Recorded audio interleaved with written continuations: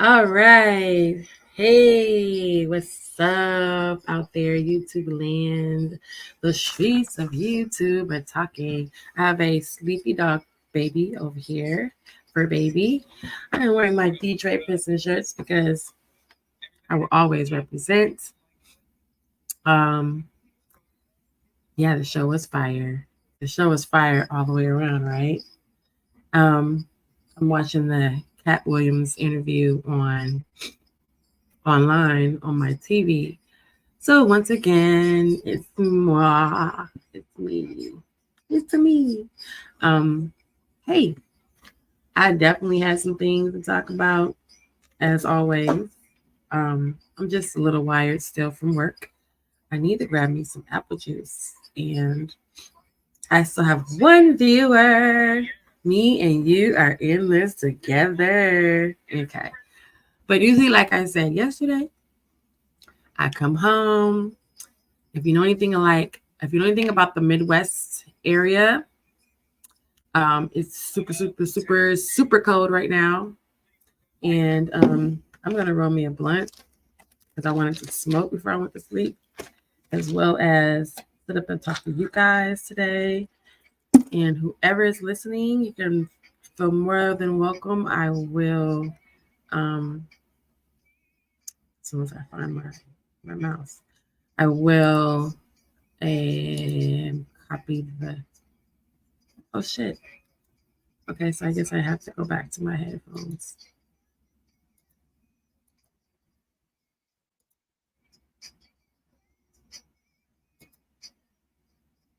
All right, so there's the link. My earbuds went out. I don't know if you can still hear me, but I'm going to switch over to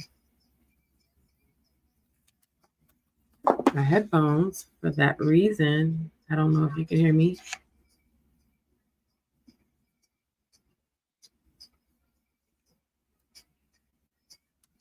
All right, so am I still here? Mic check 1 2. A little earbuds went out, so I'm going to plug those in and charge them. So I don't know what's going on in these YouTube streets, but there's a lot of shows. There's a lot of things out here where people are just running their mouth. But anyway, ran across another couple other YouTube shows that I found interesting. So same as yesterday. Same as yesterday. We're going to smoke. I'm not drinking wine tonight because I have to get up in the morning. I don't know who's watching, but hello. Oh, I have comments, I guess. Let me see. Oh, okay. My banner, I do have a ticker. In case you were wondering, you wanted to send me gas money. It's really like to keep maintain my pretty. So pretty check everybody who comes to my channel. Well, of course, for the males, the men will do like a handsome check. But I like to do a pretty check, meaning I love to check my hair and to check myself and make sure that I look beautiful. And why don't you join me? So, anywho, what I usually do is come home and, like I said yesterday, I've been trying to catch the Voice of Reason, which is the Zoe Wade show, but he's going live in the West Coast. So therefore, I kind of have to stay up a little bit to catch him and to see what the tea is. And let's see. Oh, okay. So yeah, let's get back to this. So if you know anything about the Midwest, it's super cold out here right now. So you have to layer up, everybody. You have to layer up. Make sure that you're comfortable and you are fully covered. I hope anyone can hear me. I have nobody watching, so once again, I get to do what I want. And right now, I'm going to roll the board. So, interesting topics today, right? The Simp God show, the Simp Nations show, as well as the solution-based gang show. And right, drama. So yeah, drama. I'm here for it. Here for all of it. I'm gonna be up for a few minutes because I'm washing and I need to wash because if you know, like I said, if you know anything about the Midwest, you have to layer up. So all my layers, all my layers and my long johns, well, my thermals that go under my clothes and my multiple pairs of socks because I like to be warm. And I mean, I want to be warm even when I get out the car. So I hate the cold. So I don't know who's here with me. I'm going to be here for a couple hours. I'm going to smoke and I'm going to pull up some stuff and see if I can look at some things. Oh my gosh. I don't know.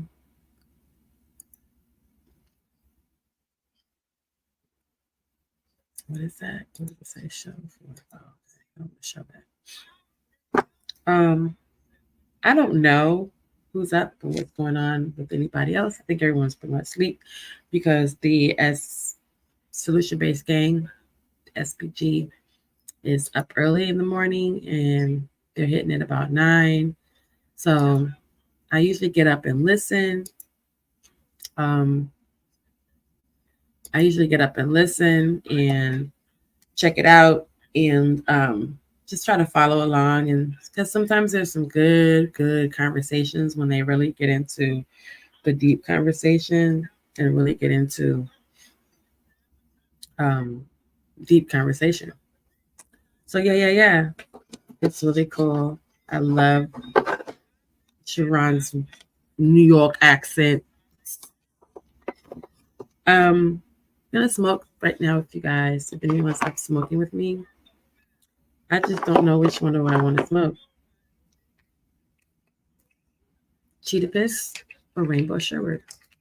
My Rainbow Sherbet is beautiful. Okay, it's so beautiful. Is it like wrong to show weed online? But can you see that? It's gorgeous. Anyhow, let's go on Cheetah Piss because I like Cheetah Piss.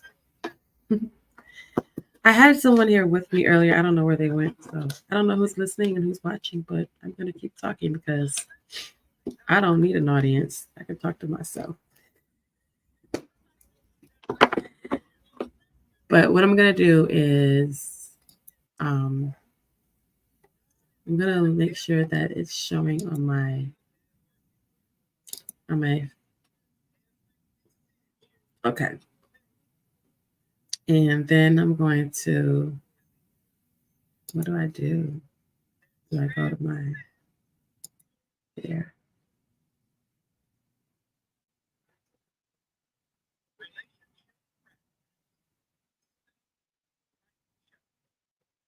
Why do people show these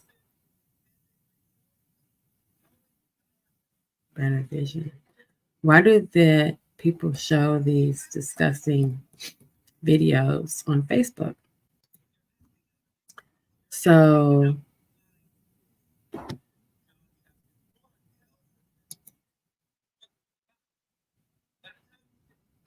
why do people insist on calling me on Messenger? I don't understand that. What? He's always been a handsome dude.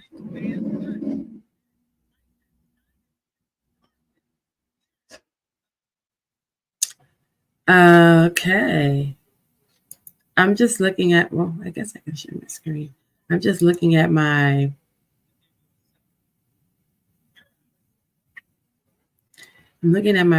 my notifications on Facebook because I'll go to my Facebook and it'll be like so and so mentioned you, and I'm like, who mentioned me? And why did you mention me? And what did they say? Let's set the ambiance in here. I need a little yellow lighting. Like Tanya TKL. Let's get the lighting right together, dolls. all the angels out here. I like it nice and golden. I'm gonna go grab. I wish I could show this, but I think I'm gonna get booted for showing it. So what I'm going to do is show it anyway. I don't know why I don't have any body following me, and I have like 57 subscribers.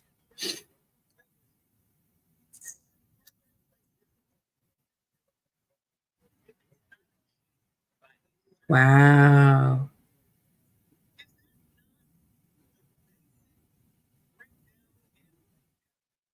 Oh wow. Okay.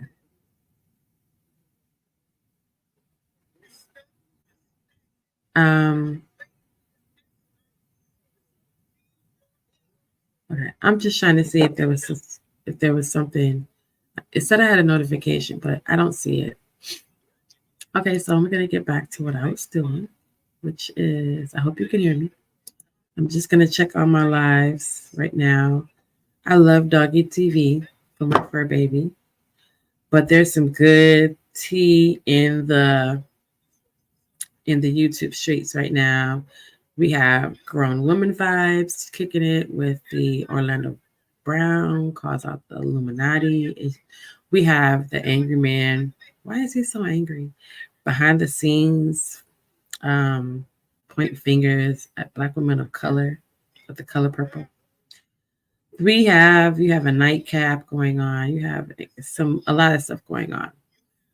Um, but for me, I'm always curious to see like what's the tea? What is the tea, honey?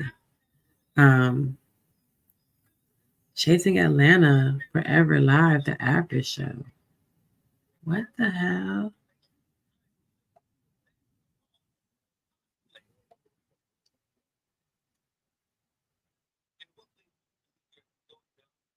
OMG.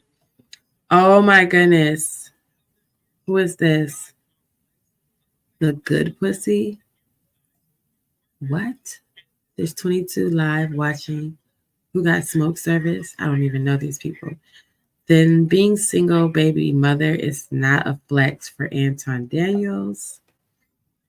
Well, is it? Huh? Being a single baby mama is not a flex. Is it? It's not a flex. And let's see. All right. Well, I didn't care about the rest of the stuff, but I was just looking to be nosy, sticking my nose into things. So once again, I have nobody watching me. I can do whatever I want. So I'm gonna check this out.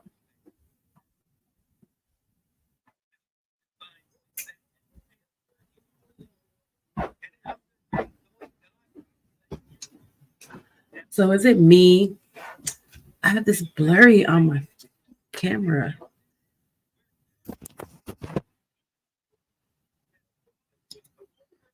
I have blurry. I feel like it's on the button. I feel like it's there because I smoke a lot, but maybe it's the lighting.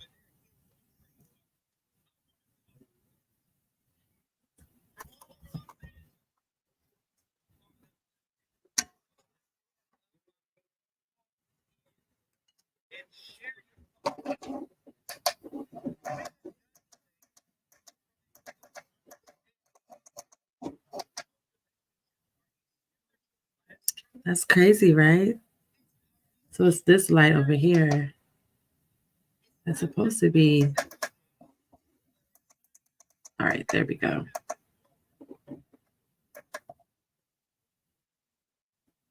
Okay, well, that's the light, how it's going to look. Looks like I need a new computer. This computer was a gift from so long ago. All right, that's good. That looks better. But my blurriness, I don't know why my camera looks that way. I don't know what to do to turn my camera up.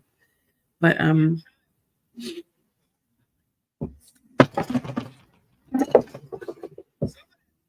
right, there we go. All right, there we go. Okay. I don't know who's here. Hey, you guys. I'm trying to check out the voice of reason and see what he's talking about. So, the topic of the day for my show is, does your ego have you stuck like Chuck? Does your ego have you stuck like Chuck? Right? It's the controversy between suffering and stagnancy. So, suffering or stagnancy. Are you suffering or are you stuck? And is it because of your ego? What is it about your ego that's got you in this predicament?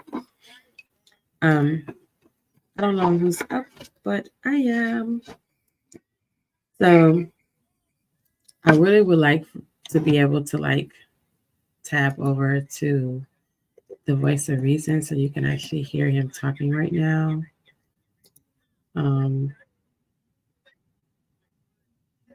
But some of these other articles are crazy, right? I'm going to go ahead and hit the notification for Sharon's show so that I can get the alert for the morning. So we'll go here and this is just what I'm looking at. So I was just up looking for my voice of reason and it says he's still live. And then, of course, I get caught in a rabbit hole. But do you guys see this? A 14, 15-year-old gang member fires 100 shots into the wrong house. Of course, this is going to be covered by Taz Exclusive, because why not? Passport Bros catches Colombian woman on camera trying to drug a man. Oh my gosh. Taz always has the best information.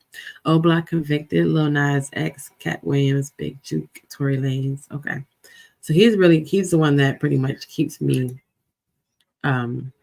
abreast of the things that's happening in the streets for real, for real.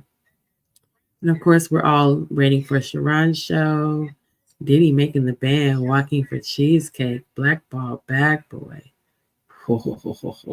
There's too much going on. Too much mess.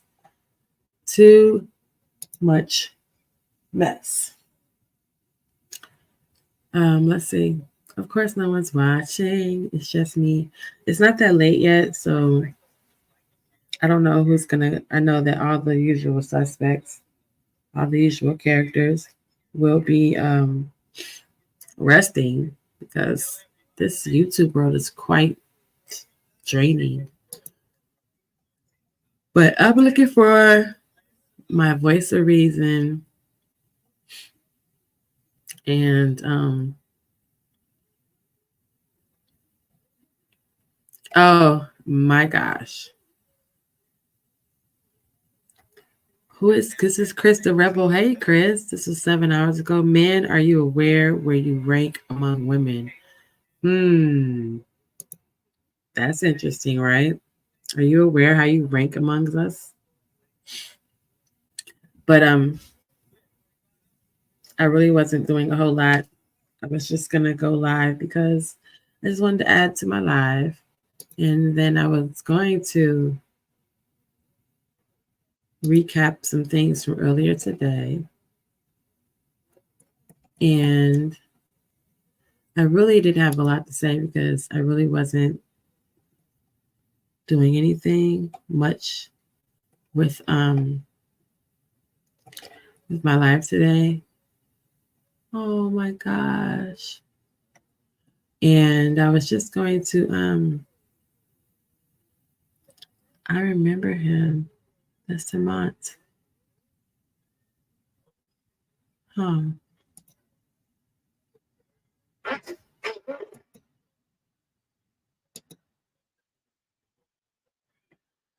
So let me just start off by saying this.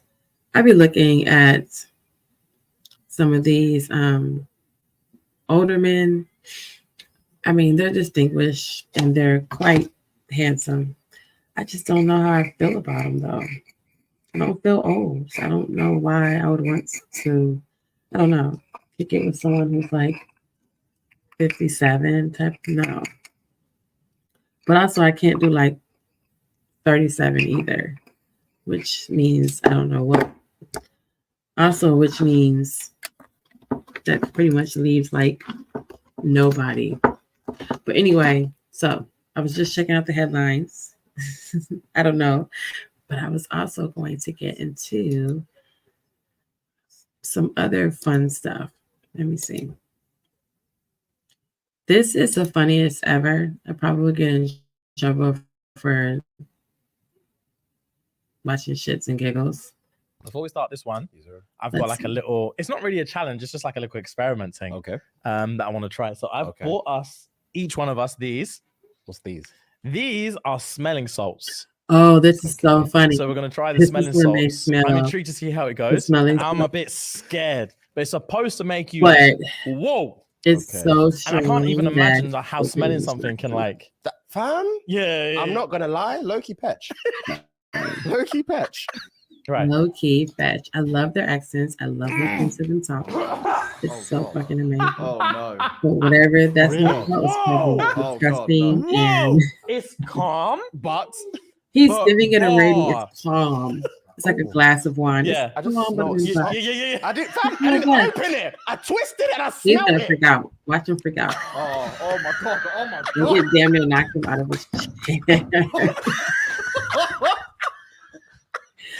This is my favorite across the pond show. And, is that aircon on? I'm hot. I love this one. They're hilarious. Look at him. Yeah, the funny Still crying. I even like my comment. That's the white guy. Oh my god. That was legitimately the worst thing I have ever done in my entire life. That was sick though. Yeah. You guys. They literally fell out. That's fucking hilarious, dude. This dude is so hilarious. Oh, goodness. All right, so we'll hang out. I'll hang out with me for a second. All right, so back to the lecture at hand.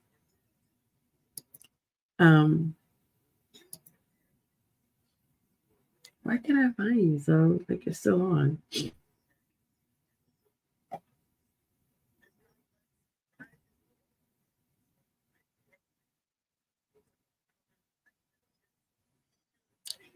How deep is your love? Covered by the beach. Oh my God, I love that song. How deep is your love? How deep is your love?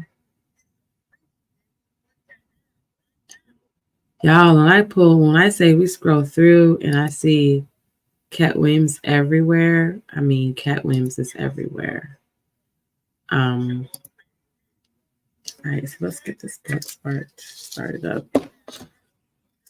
Let's see what else I can watch really quick while I'm hanging out with you guys or hanging out by myself. What the heck? What the fuck?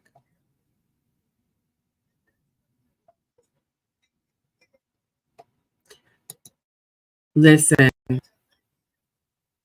when I tell you, let me show you this. Let me show you this one. When I tell you I need some grape juice, because when I say I need Migos here, okay?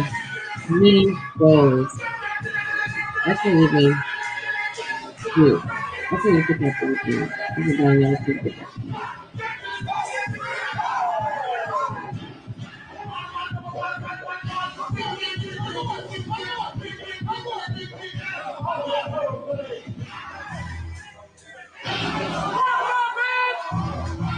He said, "What's that, dude?" You see that? That's freaking hilarious. Migos, you hear me? Migos. Like, there's no way. I can't do it. My legs will break. My knees will break. I can't do it.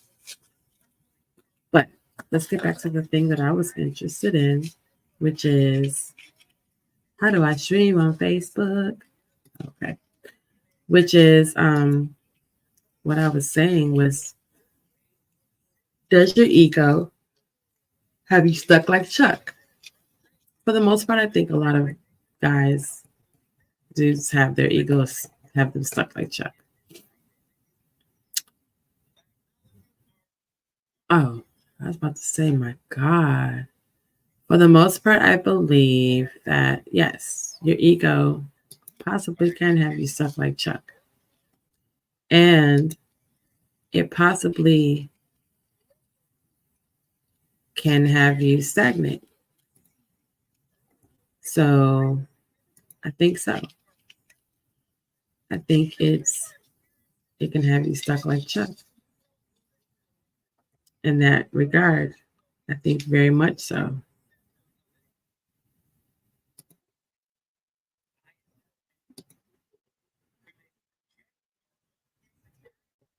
All right, so hey there, hey, I'm live on Facebook. I don't know what the rules are on Facebook, but I'm going to smoke my blunt, and I'm now live. And make sure you hit the like button on your way in. I'm also streaming on YouTube, so you can come over to my YouTube, which is Jenisis I am, or at Jenisis 1. Jenisis ONE, to spell out the number 1.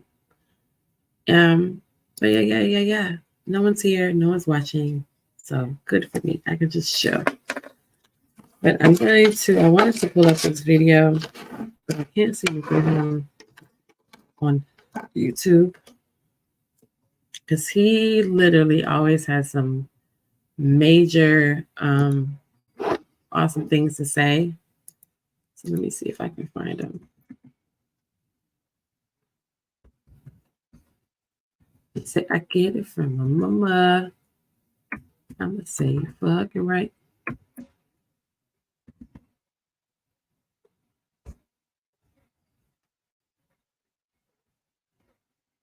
Tell me, is your town? Okay, so here we go.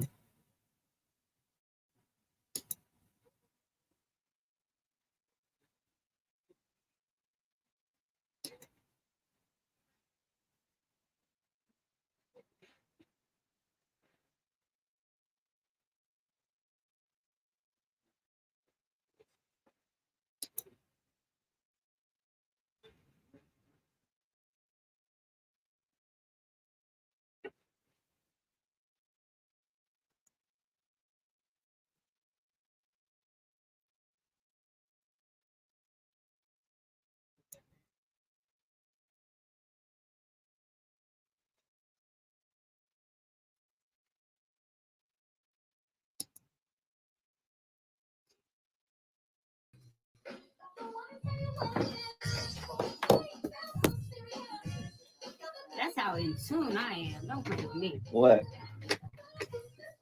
I want to do something. And I looked at the date. Hey, I appreciate y'all. I hope y'all enjoyed the show. I hope the show hit. Enjoy y'all. I hope the show hit for y'all. I appreciate y'all. Thank you. Hope it. Hey, so I'm gonna take you back for a few minutes so you can hear some of the things that he was saying. Expect our partner to fulfill. Especially in the beginning, he's very thorough, and I don't know who's listening, but I just want to go back to the beginning. A red flag when I hear that. Metro, Caltrans, the Sierra Club, the California Community Foundation, the California Endowment, AQMD, MWD, and more. He just sprayed a shitload of spray, like air freshener. But this is the voice of reason. We're gonna go to the Zoe Williams show. He has a show right now. He's got 169 views. People are watching him. He's a life coach. He is my life coach. The voice of reason. He very much is the voice of reasoning. And yeah. He like turn him down. You can hear me. And he totally is a super good guy in regards to like he really has a good perspective on life coaching and stuff for everybody. I mean, life coaching in general. So let's go see what he was saying, because in the beginning he really had some nuggets and he likes to drop jewels. Contributes to the stagnant.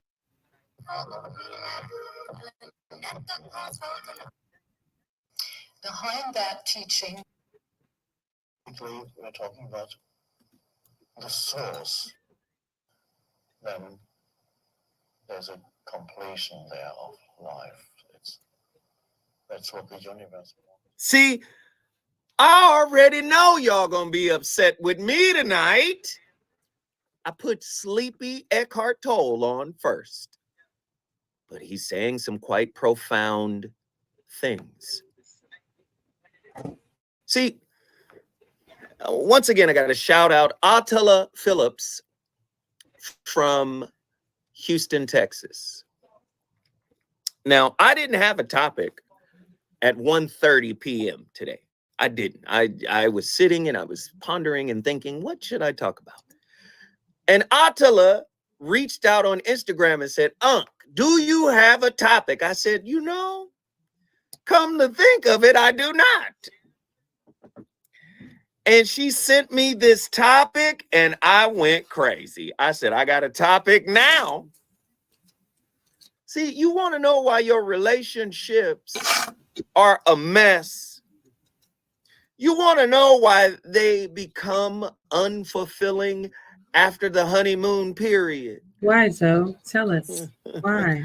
Because somebody told you you're a relationship architect, a relationship mason, a relationship builder. See, and because you have an ego, you build what you think you want. Let me tell you something. Nuggets. Unless you doing God, you can't do you.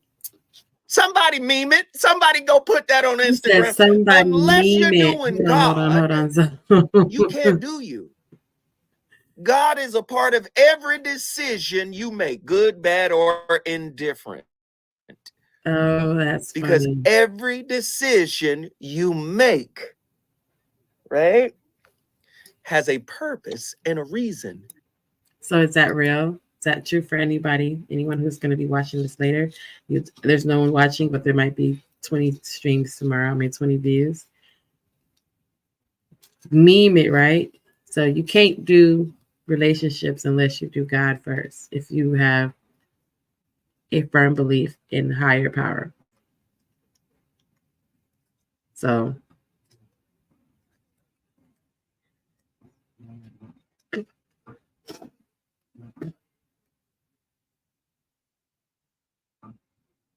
my dog is snoring. All right, so let's go ahead and continue. Let's see what else he says. This is my friend, Zoe Williams, life coach extraordinaire.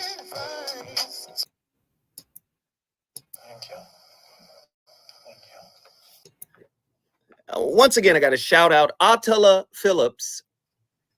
God is a part of every decision you make, good, bad, or indifferent. Because every decision you make, right, has a purpose and a reason that transcends your ego. What is tonight's topic? Relationship crafters, stuck like Oh my gosh, I just realized that my whole headphones was unplugged, so I don't even know if anyone can hear me when I was talking earlier. Okay, so I guess now my headphones are plugged in. So anyway, yeah, I don't know if anyone heard me while I was talking earlier, but all right, so let's just check it out. I know that a couple people are late night workers, so we're just gonna do the Jenisis After Dark. I'm gonna roll this blunt and just read in my mouth. And I'm gonna check out what my friend Zoe said, because he is Very, very smart. And then we'll get back around to the tea on the Simp Nation network today, because it was a lot of tea. I was trying to hold on, but I might have to get to that sooner than later. All right, so I don't know where everyone is. They're probably all sleeping, which is awesome because it's Thursday or Wednesday. Well, it's Thursday now. And it's Friday Eve, so maybe folks are getting ready to do what they do. No one's ever watching me, so I'm not mad. I'm not monetized. I don't care. I have a job. Thanks for the cash apps. You can always cash at me, get my nails done, or at least help me get my nails done. If, that won't get my nails done. God damn it.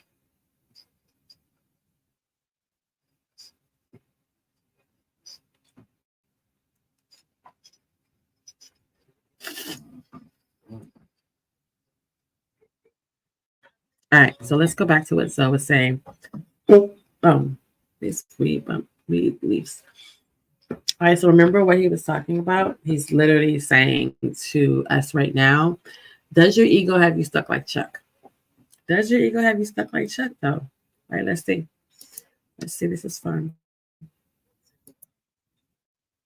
Oh, shit. I didn't mean to do that.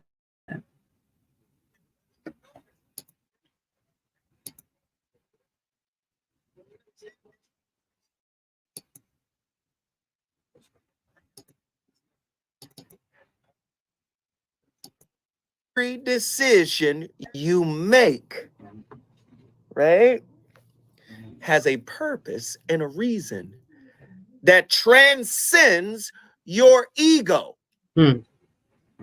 What is tonight's topic? Relationship crafters, stuck like Chuck, stagnancy and suffering as a result of the egoic God complex in humanity. See, if you haven't been introduced to God within, you're acting out of ignorance. You're acting out of blindness. John chapter 1 tells us that. You better go ahead with the scriptures. By the time you get to 5, the light that is God, the light that was God or is God, and the word of God is now shining in the darkness. The darkness symbolizes the body of man, man's body. It is the light that shineth in the darkness, yet the darkness comprehends it not. So I told you, if you're already watching my video by now, I told you he was deep and very, very, very wise. So what I've always learned was to make sure I was fully aware of the definitions of things, right? Before you proceed on to, sorry, I have the spirit of put back, so I have to put everything back. Before you proceed on to doing anything else, you need to be completely aware and knowing what you're talking about, right? So my boobs look weird because, okay. So what I'm going to do is, let's see what this means. Let's ask Siri, what is the ego?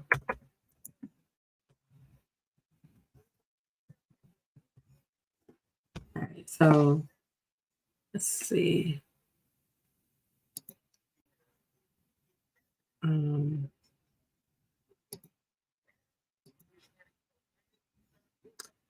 Let's see what it says, okay? Because I want to bring that out. So it says that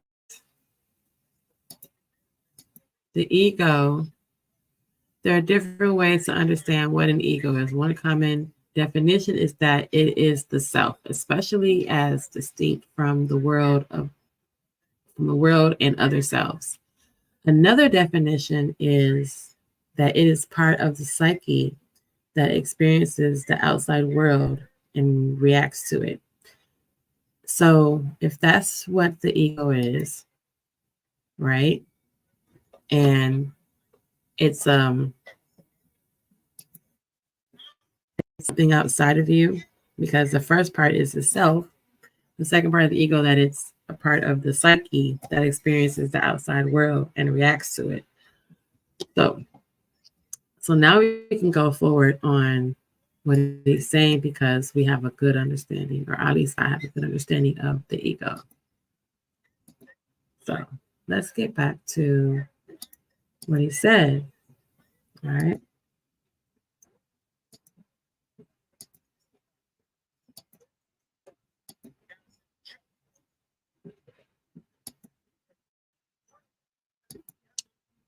All right. So continue. So Do you understand? I do. When you are God blind within yourself, you're out of order. Oh, okay. You know why? Okay, so real quick too, I've learned also in church that the ego meant edging God out. So in relation to the church, in relation to your spirituality, when you're in your ego, you're pushing God out of your ego, out of your body. You're pushing God out of your life. You're into yourself. So you're more into the first part of the definition of the ego, and you're probably in the second definition as well, because it's the psyche that's experiencing things, that's reacting to it. So yeah. You're edging God out. So the more you're into you, the less you're into the higher power, which is kind of guiding you.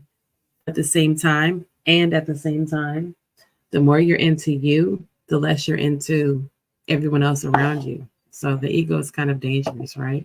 It's not a fun thing. All right, continue. So let's see what else you have to say. Because expectations are an extension of desires. So many of us are thirsty crack addicts for fulfillment. We are looking to be fulfilled, and it is egoically driven. I deserve. We got a whole culture of people talking about what they deserve. Huh? Mm-hmm. The idea that things should be how your ego envisions them to be is a form of a God complex. Well, I was always taught that I deserve to be treated like a lady, and I deserve to be respected, and I deserve to have a good life. So am I operating in my God complex? Am I all up in my ego because it tells me I deserve? Shoot, we got a whole song about it. Baby, I deserve, right? But that's the other way, because he deserved to get messed around on because he was being a jerk. But in real life, like, are we in our God complex? That's what he said, right? We're operating in a God complex because we feel like we deserve something. Let's see. In relational terms, I would compare it to crafting a vision for the relationship to the point that your partner places ultimatums if it's not achieved by a certain point. What? Is that not the basic breakdown and or definition for I didn't sign up for this? Yo, that's so crazy that he said that. That's so crazy that he said that. I don't know if you can see my screen on Facebook. Like, you can see what I'm showing. I hope so. But yo, that's crazy, because I'm not a relationship builder. I'm not a crafter in relationships. What the hell? What did we just say? Because I don't know if I agree. Huh? You stuck, you're stagnant because you're waiting for it. I deserve. We got a whole culture of people talking about what they deserve. Huh? The idea that things should be how your ego envisions them to be is a form of a God complex. In relational terms, I would compare it to crafting a vision for the relationship to the point that your partner places ultimatums if it's not achieved by a certain point. So that's really all of you. I got to get married by, I have to have, the degree by 24. I have to be married with 2 kids, 2.1 kids by the time I'm 27. I have to have this kind of job. I have to be working in this field or putting the pressure on your partner. So that's what that is. That's what he's saying right there. You're all up in your God complex. So smart. Is that not the basic breakdown and or definition for I didn't sign up for this? Huh? You stuck, you're stagnant because you're waiting for an external source to feed your ego an outcome. Ooh, here's a quote.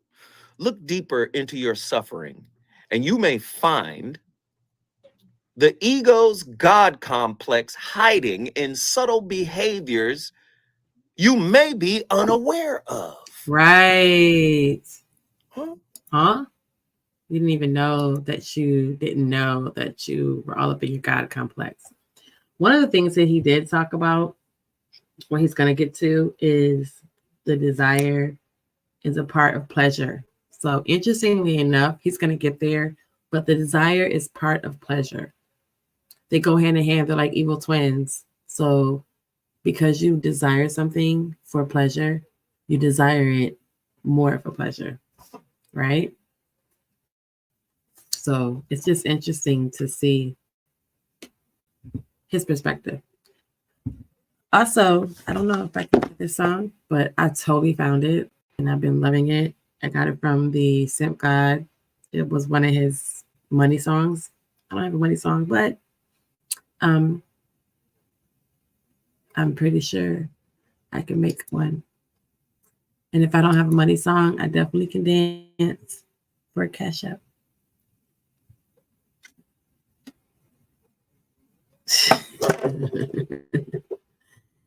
All right, so nobody's watching. Yay. No one's paying attention to me. I can say whatever I want. I'm just wondering where all the usual suspects are. They're probably tired of holding the bandit bullshit up. So, of course, Fati, where are you? Oh, there's I have a watcher. I know Ronnie Ron is probably on his way to work. I don't know. He works late. Jalen is probably going to sleep or waking up. And I don't know. I don't know who's up, but just wanted to come and show you guys some good words of wisdom. I'm just going to go through and hear what else you have to say real quick before I choose. What do you believe is the source of suffering in your relationship? And what role do you play? Everybody's suffering got to come from somebody else, huh? Somebody else did it. God treats you like a baby. Who did it? Come here, tell me, who did it? Huh? For many people, who did it? You tell me who did it, huh? What role does your ego play in the perception you have of your partner? Did you hear that question? What role does your ego play in the perception that you have of your partner? How have you allowed these shoulds and unmet expectations to formulate arbitrary relational timelines that cause conflict? Mm, In mm, what ways do you mm. believe your egoic God complex contributes to the stagnancy and suffering in your relationship? How does your egoic God complex affect your ability to empathize with your partner's needs and desires? You know, they got them too. They got needs and desires too. It ain't just you in here waiting on a payoff. Can you identify any patterns in your behavior that stem from your egoic God complex and contributes to the conflict in your relationship? Have you considered how your egoic God complex? Egoic God complex. It's really like giving. It's really giving like selfishness and ego. Oh well. I guess I have an ego godlike complex because I feel like I deserve some things, and I feel like but I'm not. I don't know. I have to think about that now. Think about that question for yourself. If you're in a relationship, what part of your ego is actually interfering with how you view your partner and how you see them and what your expectations are? So I don't know, yo. That's crazy to think about it. But I love him and he's awesome. He has such good information. And I hate that you guys can't see my screen on Facebook. Yeah, I guess you can't see it on Facebook, but I don't know, I never thought to look at my settings.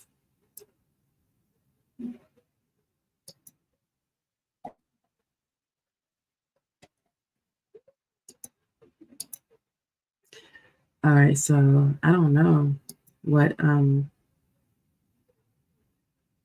it's supposed to look like over here. But I do know that I see myself in the corner over there. All right, so let me get back to my page and what I'm doing. Nobody's watching. Hey, nobody. Yeah, so it's always full of good knowledge, good wisdom. Let's see. And intimacy in your relationship. How do you navigate the balance between asserting your needs and desires in your relationship while also considering your partner's perspective, needs, and desires? How do you define success and failure in your relationship? And how does your egoic God complex influence these definitions? Can you identify any specific instances where your egoic God complex has caused you to overlook or dismiss your partner's feelings or experiences? I don't know. Yo, Jules and knowledge. What the heck? I have to think about that because there's definitely been times where my egoic complex has overshadowed my partner's feelings. But there's been way more times that my partner's egoic complex has overshadowed my feelings and presented in a lack of consideration for me. So I'm gonna be on tomorrow night. Pretty much gonna be on like a late night thing here with me. So I'm gonna just watch some more Zoe. He comes out. Oh, hi. I'm gonna watch a few more minutes of Zoe, and then I'm gonna get into the late night conversations. I can't converse. Converse is the root word of conversation. I can't converse by myself. I mean, I can, but it's no fun. So I don't know who's watching. It's okay if you're not watching, but I'm definitely going to finish with this video, and then I'm gonna get on to something else. How these questions are lining up in your spirit, but they're hitting me pretty hard. I want to talk to people tonight from all over Los Angeles. I'm calling out my city. I love my city. I love my people. Call in and share your thoughts. We have gotten away from a real understanding about relationships. Do you know relationships are a spiritual classroom? It's how we mature spiritually. Well, boys, young men, young man, a relationship is a spiritual classroom. If that is the case, Sugar Plum, you are failing class. If that's the case, some of us are getting straight F's up in this piece. You're failing. If relationships are a spiritual classroom, some of you are failing. Some of us are failing. Some of us are barely passing. And some of us are, I need to talk to the people who are I need to talk to the ones who are getting straight A's. I need to talk to the ones who are passing the relationship classroom. I need to talk to them. I need to see someone who is actually passing with flying colors.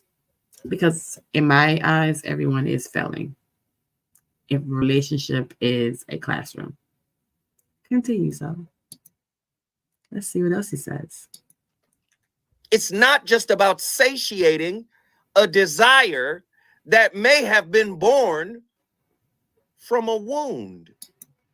Whoa, whoa, whoa, whoa, whoa. Back to my favorite thing to do is the vocabulary word. Because most people don't know. You know, half the battle is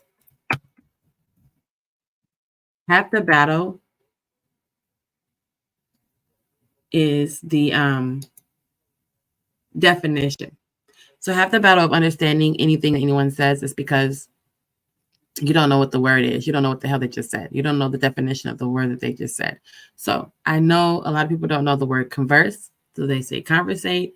I know they don't know we found out the other day that Fatty didn't know the difference between reciprocity and karma. Satiating people. We must understand the definitions of these words because I swear, folks don't be knowing what they're saying. That's just a point in the period. So satiating means to completely satisfy yourself or a need, especially with food or pleasure, so that you could not have any more. It's a transitive verb that means to satisfy a need, a desire, etc. Fulfill or to excess. It also, what the hell is that? It also can mean to supply with anything to excess, so as to disgust or weary, surfeit.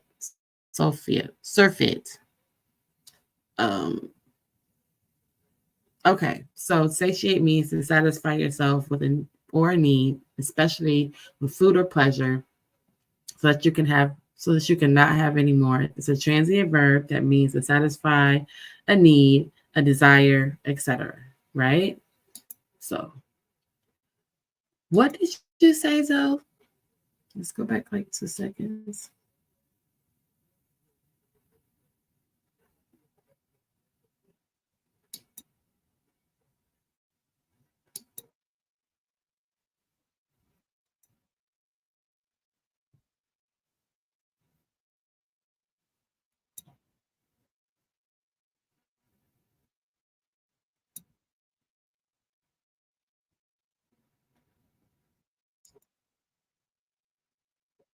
All right, so let me go back and let me see.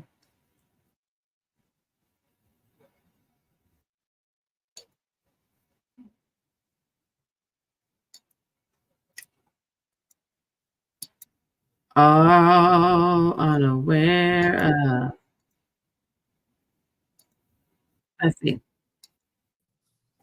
Everybody's suffering got to come from somebody else, huh? Somebody else did it. God treats you like a baby. Who did it? Come here, tell me. You did. You did it. Huh? For many people, who did it? You tell me who did it. Huh? What role does your ego play in the perception you have of your partner? Did you hear that question? What role does your ego play in the perception that you have of your partner? How?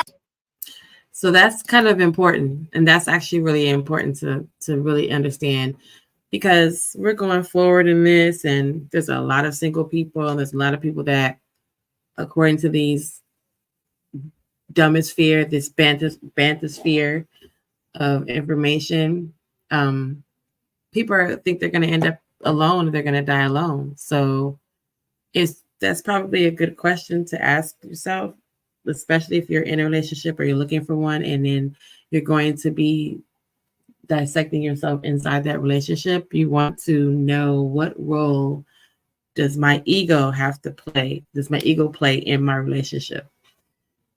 What role does my ego, me and myself, and how I think about myself, and the fact that I think I deserve all this, and the fact that I think I'm supposed to have, how does that play off in my relationship? Because if you look at some of these people, their ego is all up and through their relationship. Hey, Ron, I dropped the link. If you wanted to come on up, if you come up, I'll tell you.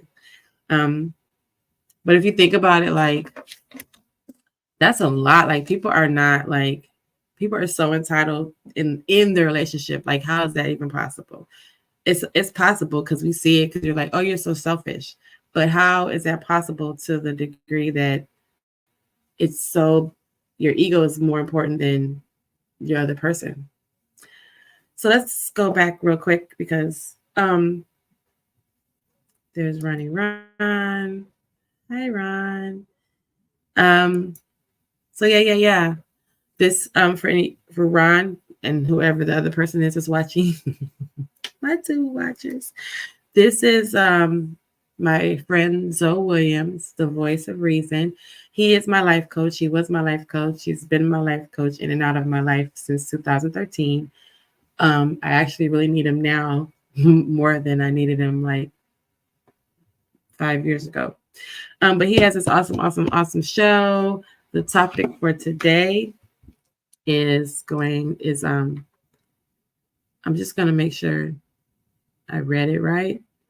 But let's go back. The topic of today for him is, does your ego have you stuck like Chuck? Stagnancy or suffering? So which is it? Are you staggering? Are you staggered? Are you like just running in place? Or are you literally suffering because you're in a situation and your ego is all up and through that? So let's see what else he had to say, because he's kind of concise. He's actually pretty concise. How have you allowed these shoulds and unmet expectations to formulate arbitrary relational timelines that cause conflict? In what ways do you believe your egoic God complex contributes to the stagnancy and suffering in your relationship? How does your egoic God complex affect your ability to empathize with your partner? Do you hear that? How does your egoic God complex affect your ability to empathize with your partner? I'm going to say, for the sake of the argument, that women probably have less trouble with dissecting that than men do, because we naturally are givers and care. We're givers, we are nurturers.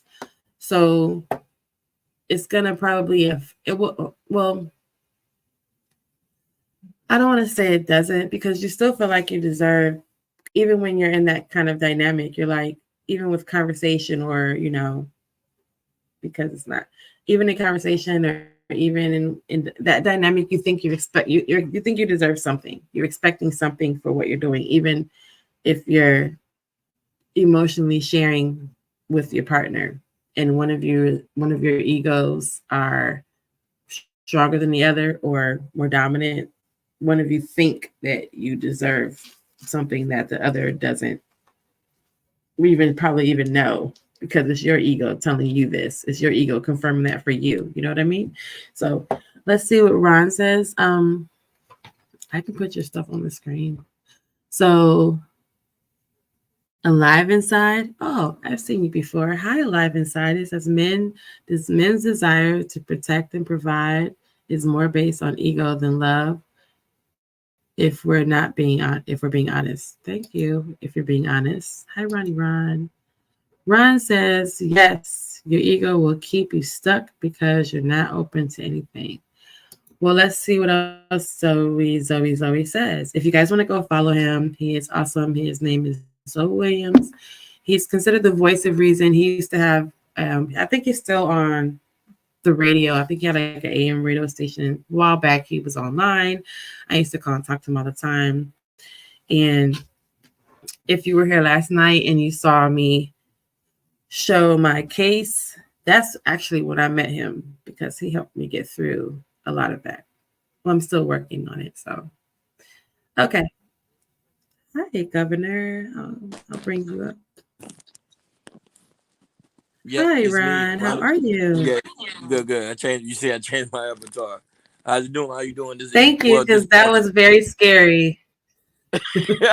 I'm well this morning. Thank you, because that was like, that purge is like traumatizing. Yeah, I did. I had to change it. Yeah, so I like the topic. You talking about ego. I kind of like it. Really good. Good topic. Thank you. That's why I said I like what Jalen said last night. It's officially, I like what she said. So it's going to be now Jenisis After Dark, grown folks conversation. So it's going to be whatever we want to talk about, because obviously no one's up listening to me, so I can say whatever I want. Well, not yet. That is. Keep that in mind. No one's listening. I'm not even monetized or anything. I'm just a little peonic YouTube person that just wants to talk to people. So no one cares what I say.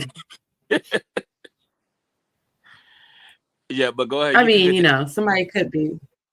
Okay. So I was going to say someone could be like, yeah, I was going to say someone could be trying to be petty, but okay. Okay, so I'm going to. You probably have Beyonce watching. That happens. This is Beyonce's internet. This is Beyonce's internet. I forgot about that. Well, I'm gonna. I know. I don't. I want to address that. This men's is Alive Inside. I don't know if Alive Inside is still here, but men's desire. Let me put it up on the screen.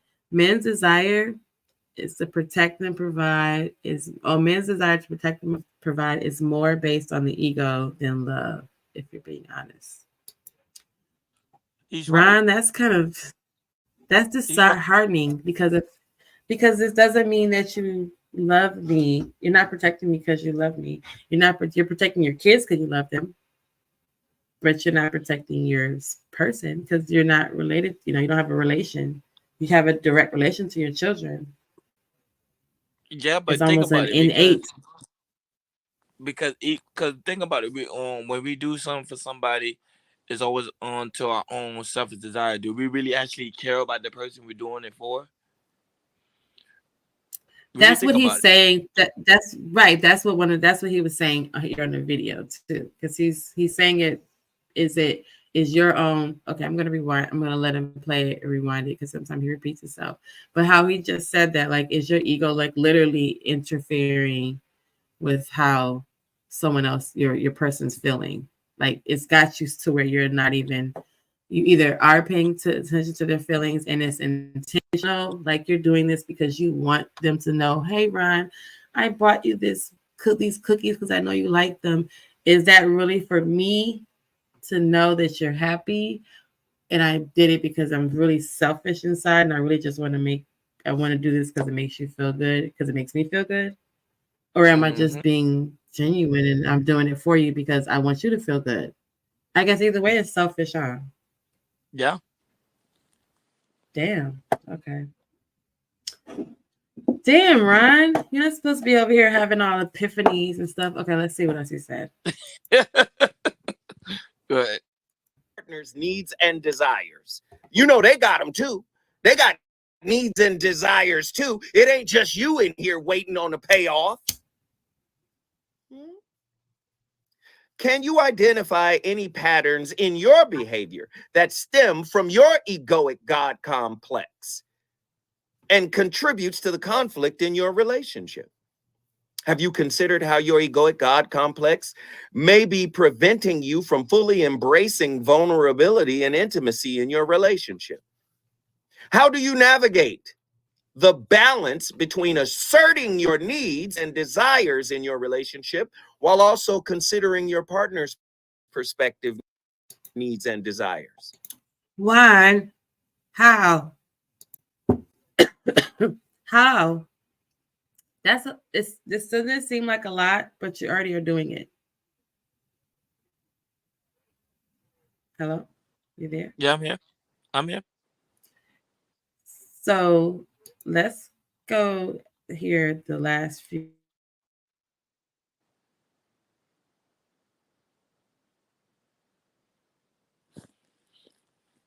Did I freeze? Can you still hear me? Oh, you froze.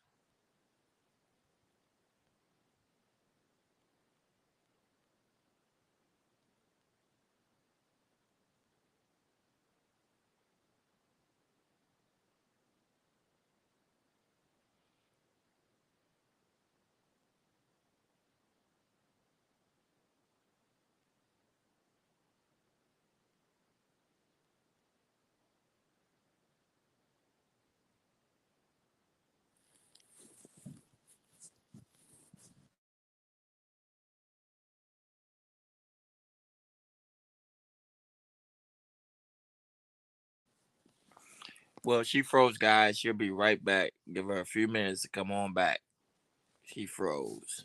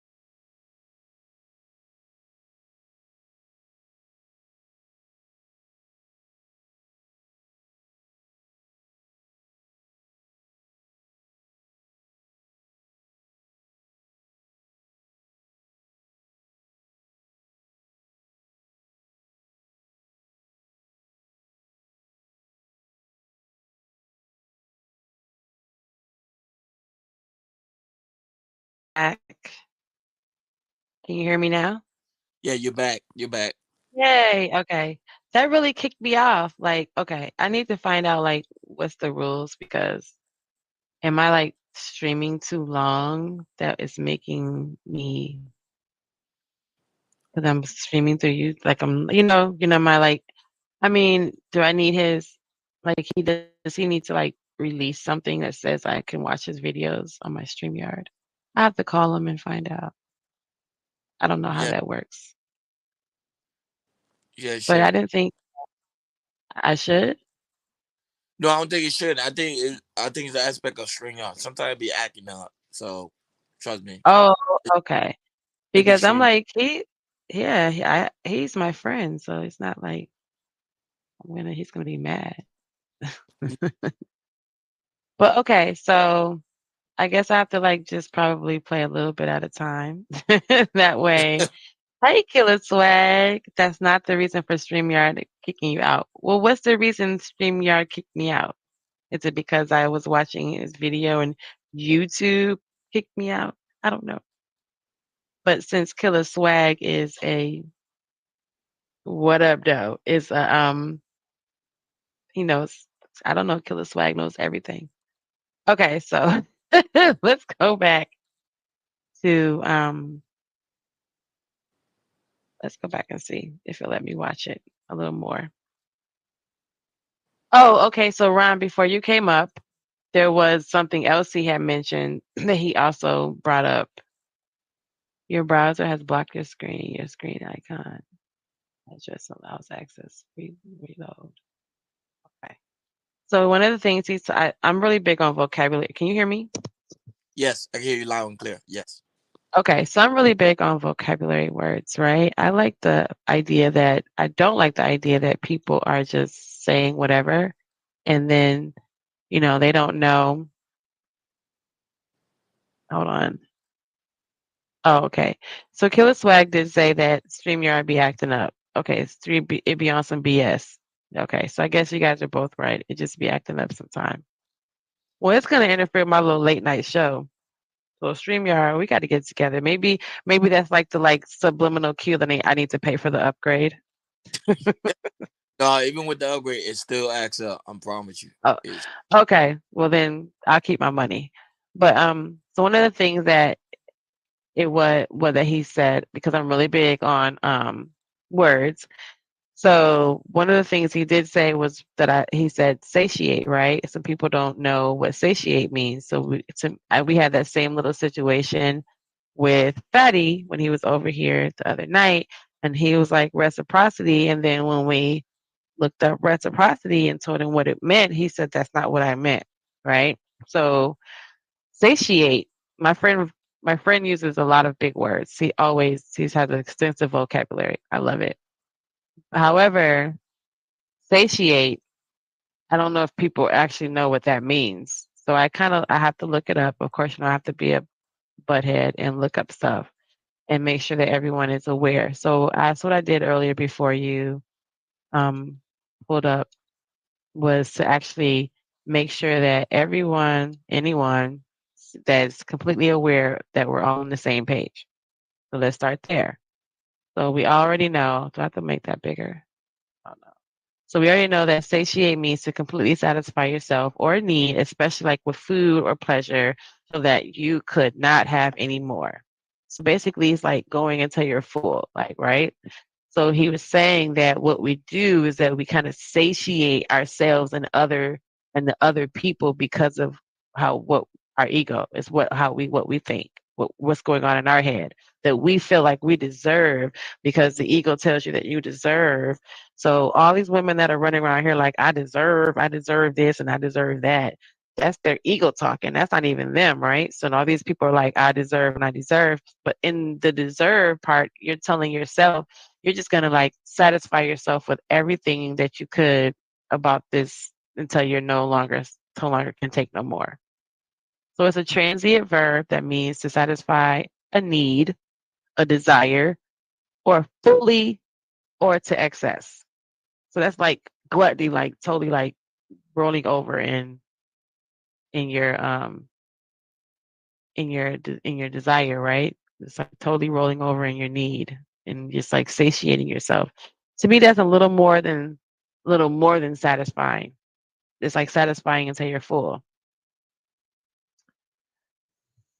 He said he got the $49.99 plan for StreamYard and it still so beyond the BS. You So I see? guess you're right, Ron. It doesn't matter if I pay for it. I thought about that. I was like, well, maybe I need to pay. Is that why? No, it really doesn't matter. Most of the time, like when you're screaming from from the other guy, I ain't gonna say his name because I know you don't get along with him. But he told me that all you need is a gaming computer. A gaming computer, it works very well. Oh, Screaming. we said the other guy. You don't even say his name, Fatty? Jay Prince? No, Jay Prince, because I know sometimes I'm not that triggered. I just don't like, we don't see eye to eye. And I would probably never, I don't know. Right now I have the right to not like him. So I don't care for him. Yeah. But it Yes. doesn't mean that I don't, you can say his name, not like Beetlejuice, like, Candyman or something. You can say his name. I'm not that trippy. I'm petty, but not like that. Yeah, but pretty much a gaming computer, it works well for streaming. Like, really, Okay. really. Like Well, most that people would be my next goal. Go ahead. that'd be your next goal. Yeah, gaming computer works good. Or even if you only really need the full setup of the game computer, you just need that strong hard drive, and it works well for streaming. I'm learning So about that now. the irony of that, what you just said, is that I have a gaming computer and that I play Diablo 4, but my ex-boyfriend, which is a long story, but my ex-boyfriend, he was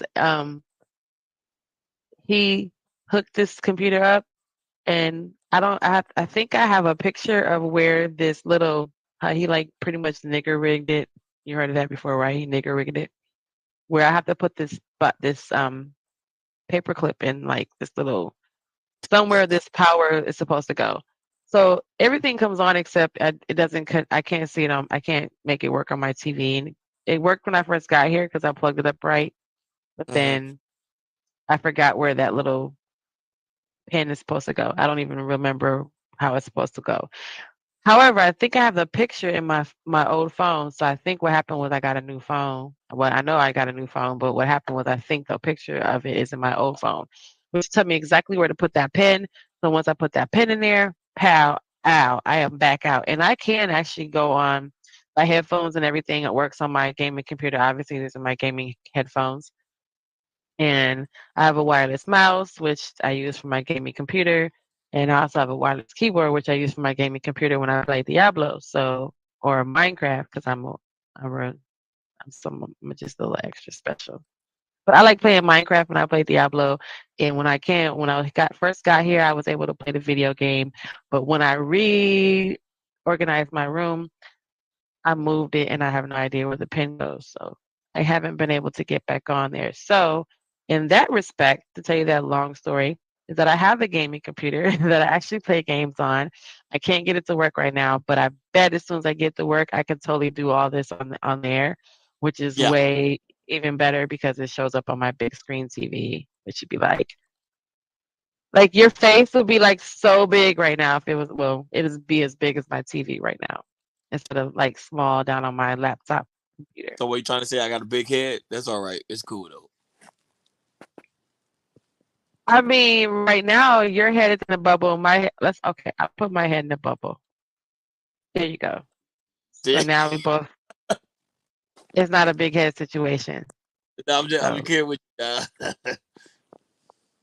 Okay, so are you finding my information so far? It's not like it's exactly, like I was just out here trying to educate the world. Are you finding it? You said you found it interesting so far. You said I better get video quality is low. See all that output, yeah. The 720 1080p is on my computer setup. So, and I'm on my laptop right now, and then I have my phone. So I have my 3 devices. I have a tablet too, but I usually use my computer. But I didn't. Now that I know that Ron told me that, and now Killer Swag confirms, I can actually figure out how my computer works, and then I'll be sitting in my bed chilling with y'all on the YouTube in these little, you know, in these little moments. So Yeah, thanks for coming, Killa. Thanks for coming, Ron. Okay, so no, back to this, Ron. go ahead. So you understand what satiate means, right? So far, like everyone has to be, because that's like I'm finding that so crazy that I could literally be talking to a person right in my face, and it's not that I'm like smarty pants or anything, but I know words and I know they know words, and if I don't know what you're saying, I usually ask. But I'm finding that a lot of people don't ask if they don't know what the words are that's coming to them. You know, I can literally sit here and watch someone completely say, uh-huh, okay, yeah, Ron, yeah, I got you. Yeah, sure. And then turn to me and like, well, what the fuck does satiate mean?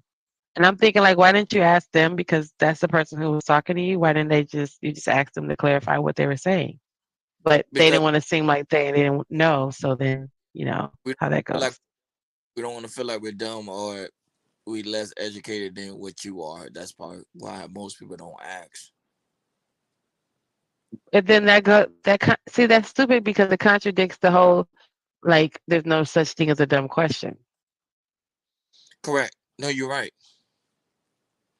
So then, if there is no such thing as a dumb question, then your question is not dumb, and you're not going to be faulted for not knowing what you don't know. That's true. No, but I Uh, learned how. Yeah, Go always ahead. ask questions. Don't even if it makes less sense. Just always ask questions. Now, satiate. I was gonna ask you that, like, what did that? Because I never heard that word either. But then you broke it down. Down like, okay, cool. Right, because you'll be in conversation, he'll just be talking, and he'll be like, "You satiate the ego," and you're like, it's not even like you can like totally pick up your phone and be like, Google hey Siri, what does satiate mean? And she'll tell me. As an adjective, it means satisfied to the full, satiated. So there you go. So not only did you have something that you can expand it on extra smart, but if you hear it and you know what it means, and in context of what the subject is, or in context in the sentence, you know what it means. So I've seen that too, where people don't know the word and they don't know the context that it's being used in, and they're like, yeah, okay. And I think a lot of confusion, and especially in relationships, that might be where the equally yoked is a factor, that like you're not even equally yoked on everything else, like spiritually equally yoked, right? But not equally yoked financially. You want to have someone equally yoked mentally. Now you want to have the same similar education level, or at least the same thirst for knowledge. Like you don't have to have a degree, but you got to be someone who wants to always know something. Or if you like you said, if you have a question, you would ask. If you don't know something, you would ask and feel ashamed for asking. Those two people together probably can make a waiter, because they can always be in a knowledge seeking, or in the seeking, state of mind. And then even just with each other, it's like, are you okay? Are you okay? Do you need anything? You need anything? I'm here for you. You're gonna offer that to your partner. But I'm finding that even then you are talking to each other and don't even understand the context of what they're saying to each other, let alone the vocabulary where it is inside that sentence. So it's like, now I have to explain to you. And I had the worst experience with my ex-boyfriend on everything he thought he needed to break down. You don't have to break down if the person's telling you. So the first thing I've always been taught was to check the other person's understanding, which means, what do you understand? What part of it do you understand? And then my job would be to fill in the blanks, because I'm the one with the information. So I'm not going to go back and assume that you're completely ignorant. And that's the problem. Then you're condescending and you're patronizing your person, because now they feel like they are stupid, because you're like, Ron, do we know what satiate means? Everyone raise their hand. Okay, I'm going to put it on the board. No, I just need to know, what part of that did you get? Okay, well, let me just fill in these holes. But then that's a bigger picture, because isn't that person supposed to be your hole filler? They're supposed to be everything you're not. They're supposed to know shit you don't know. So like a rabbit hole for me. It's like, the fuck? If I gotta explain my words and you gotta constantly break it down, then yes, you're gonna be thinking like, oh my God, this person is like, they're gonna be childlike to you, because And you're gonna feel like you're always talking to your boyfriend or your girlfriend is so dumb. Your wife is not as smart as you thought because you gotta break a thing down. But listen to what he's saying. That's your ego problem. That's you in your God complex, thinking that you're so smarter than me, or you thinking that you're smart or more intelligent that you must put things down, which causes that person to feel like they're dumb. Don't you think that rolls over in their life? You're the most important person in their life. You spend the most time with them. You're in a relationship with them. You're in a marriage. You're in a family, or whatever. Dynamic with them. You're spending more time with them supposedly than these strangers. But now you gave them the complex that they're gonna take out into the world. And then when they roll up on somebody else, they just roll in damaged because you gave them the complex as their brother, their father, their uncle, their mom, their dad, because your ego said, this person I'm talking to is a dummy and I have to make sure I understand everything when you're not. You just never check their understanding because your ego is like, of course, I know everything. Why wouldn't I need to break this down? But for me, I say here, people do it all the time because they think I don't know things. My mom does it sometimes. My ex-boyfriend did it a lot. Assumed his ego was telling him so much that it's like, she can't possibly know this. And I'm just sitting there like, I do know this. Or I'll tell you what part I don't know. But it's just interesting to me that if you notice that around you, people will literally, they're sitting in each other's face and they don't even realize, or they think that the other person has no clue what they're talking about. I think the conversation would go much smoother if it's like, well, let me find out what you do know about rabbits, Ron. What do you know about a rabbit? You know what I mean? And then you proceed to tell me, and I go, oh, okay.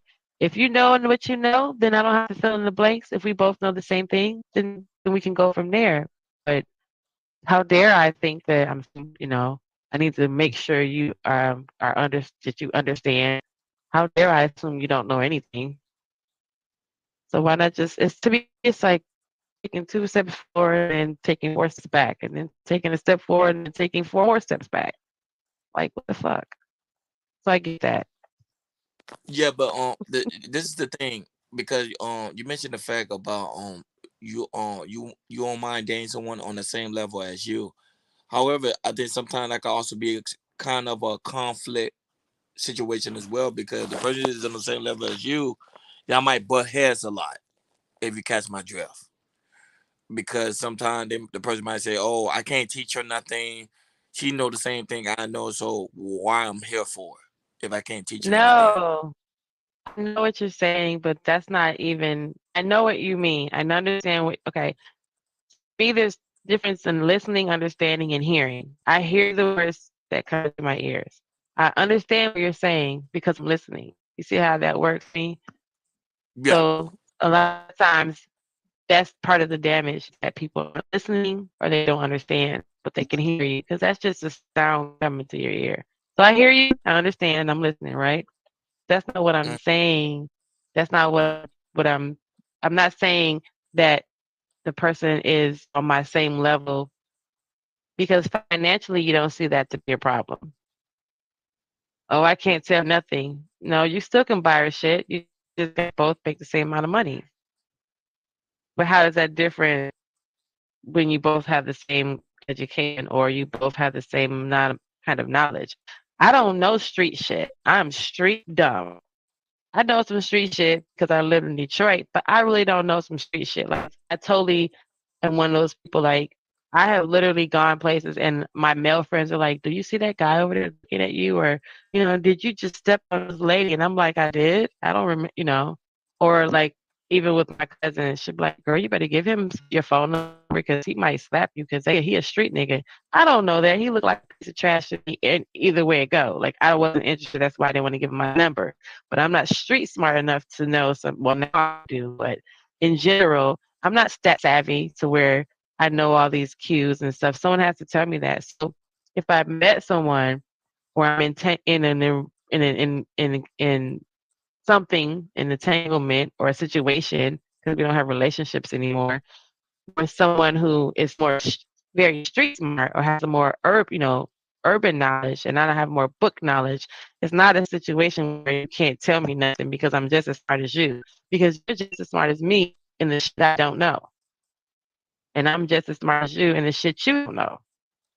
That's why I say it has to meet someone or to have an equal in that, or not even just as in that area. Because I'm not saying like I'm so smart you can't tell me nothing.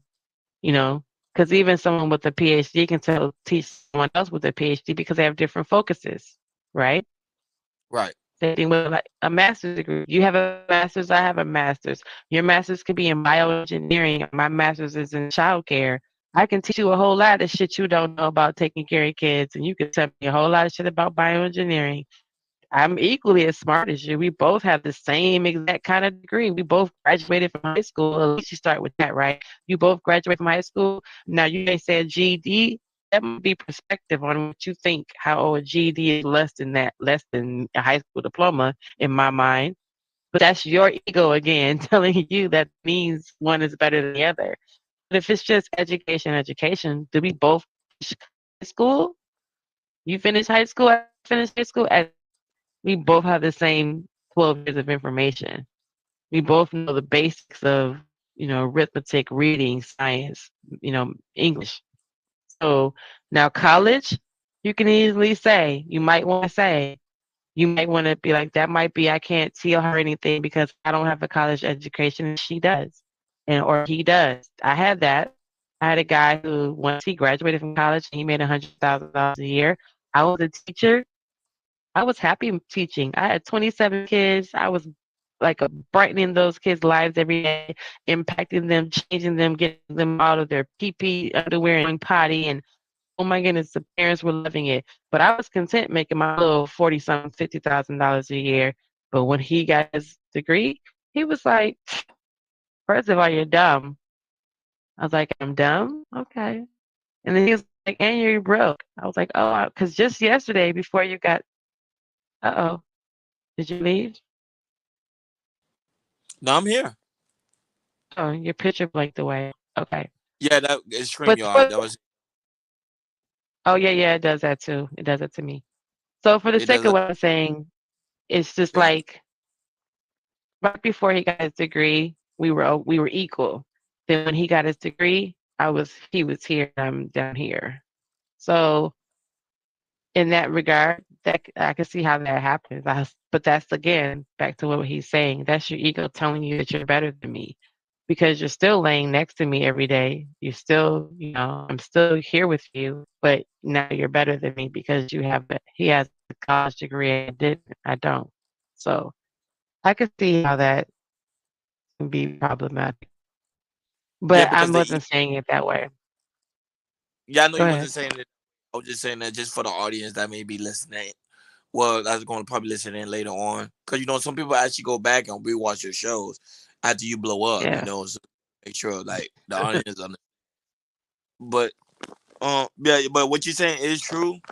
But that was an ego could be a very dangerous thing because sometimes your ego will make pretty much make you miss a lot of opportunities and line with that. But actually growing something special because your ego is always involved in the way of your thinking. So that's why I was saying, you know, the ego thing. Oh man, did I lose her? Or is she coming back? Yeah, I'm here. Yeah. So yeah. So that was it. That was a people. That was a some people live off their ego, and I think that's why when I see people live off their ego, I tend to not entertain them too much. Are you off at work? Or are you at home? I'm home today. I'm off. Okay, because I was like, it sounds way too. I don't hear the echo. Like that was weird. It sounds very like Yeah. I'm home confined. today. Yeah.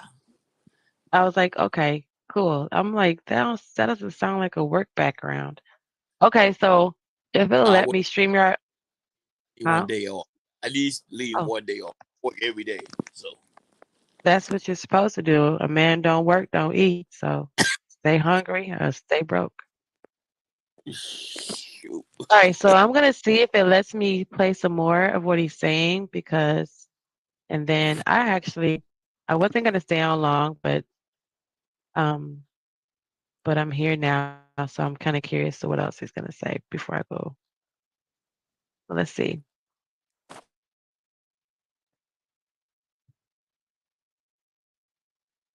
Contributes to the stagnancy and suffering in your relationship? How does your egoic God complex affect your ability to empathize with your partner's needs and desires? You know, they got them too. They got needs and desires too. It ain't just you in here waiting on the payoff.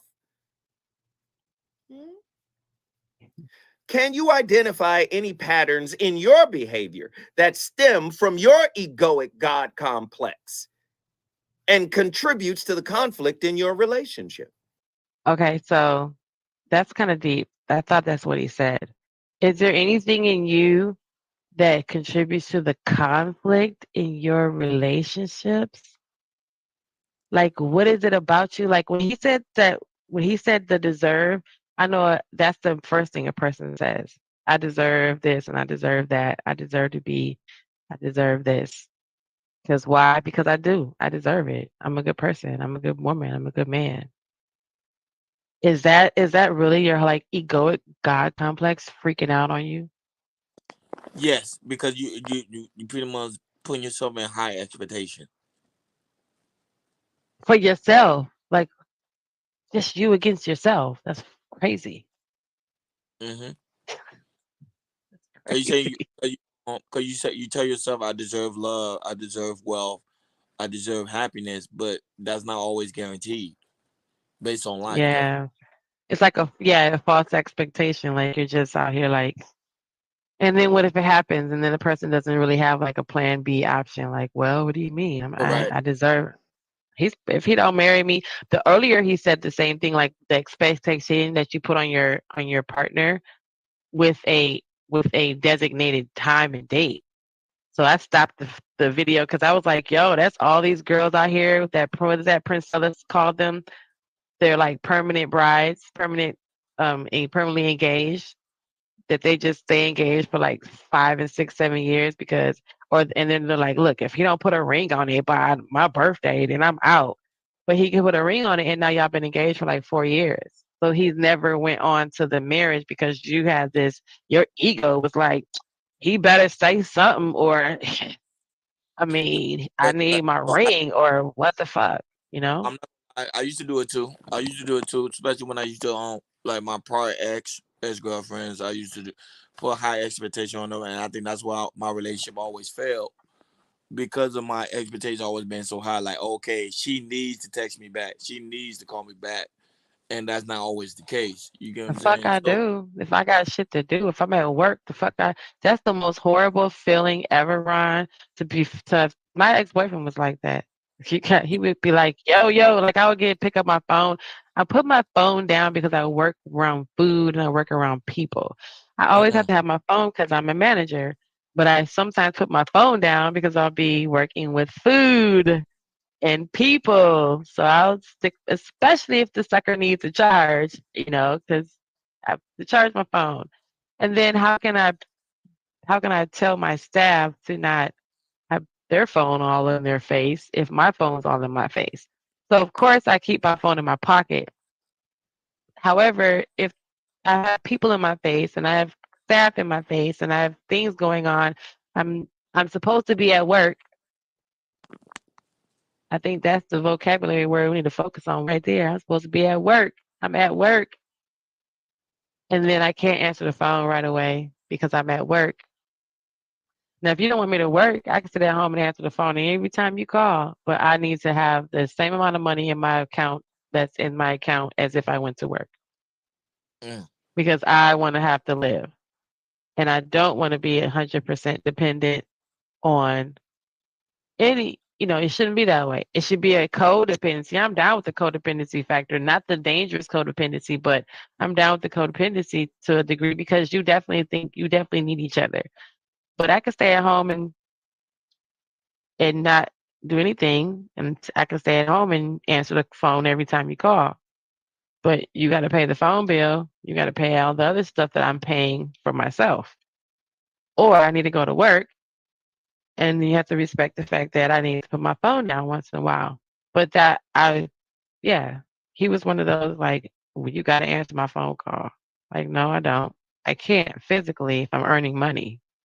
Now, if you want to supplement said money, I would gladly answer your phone call.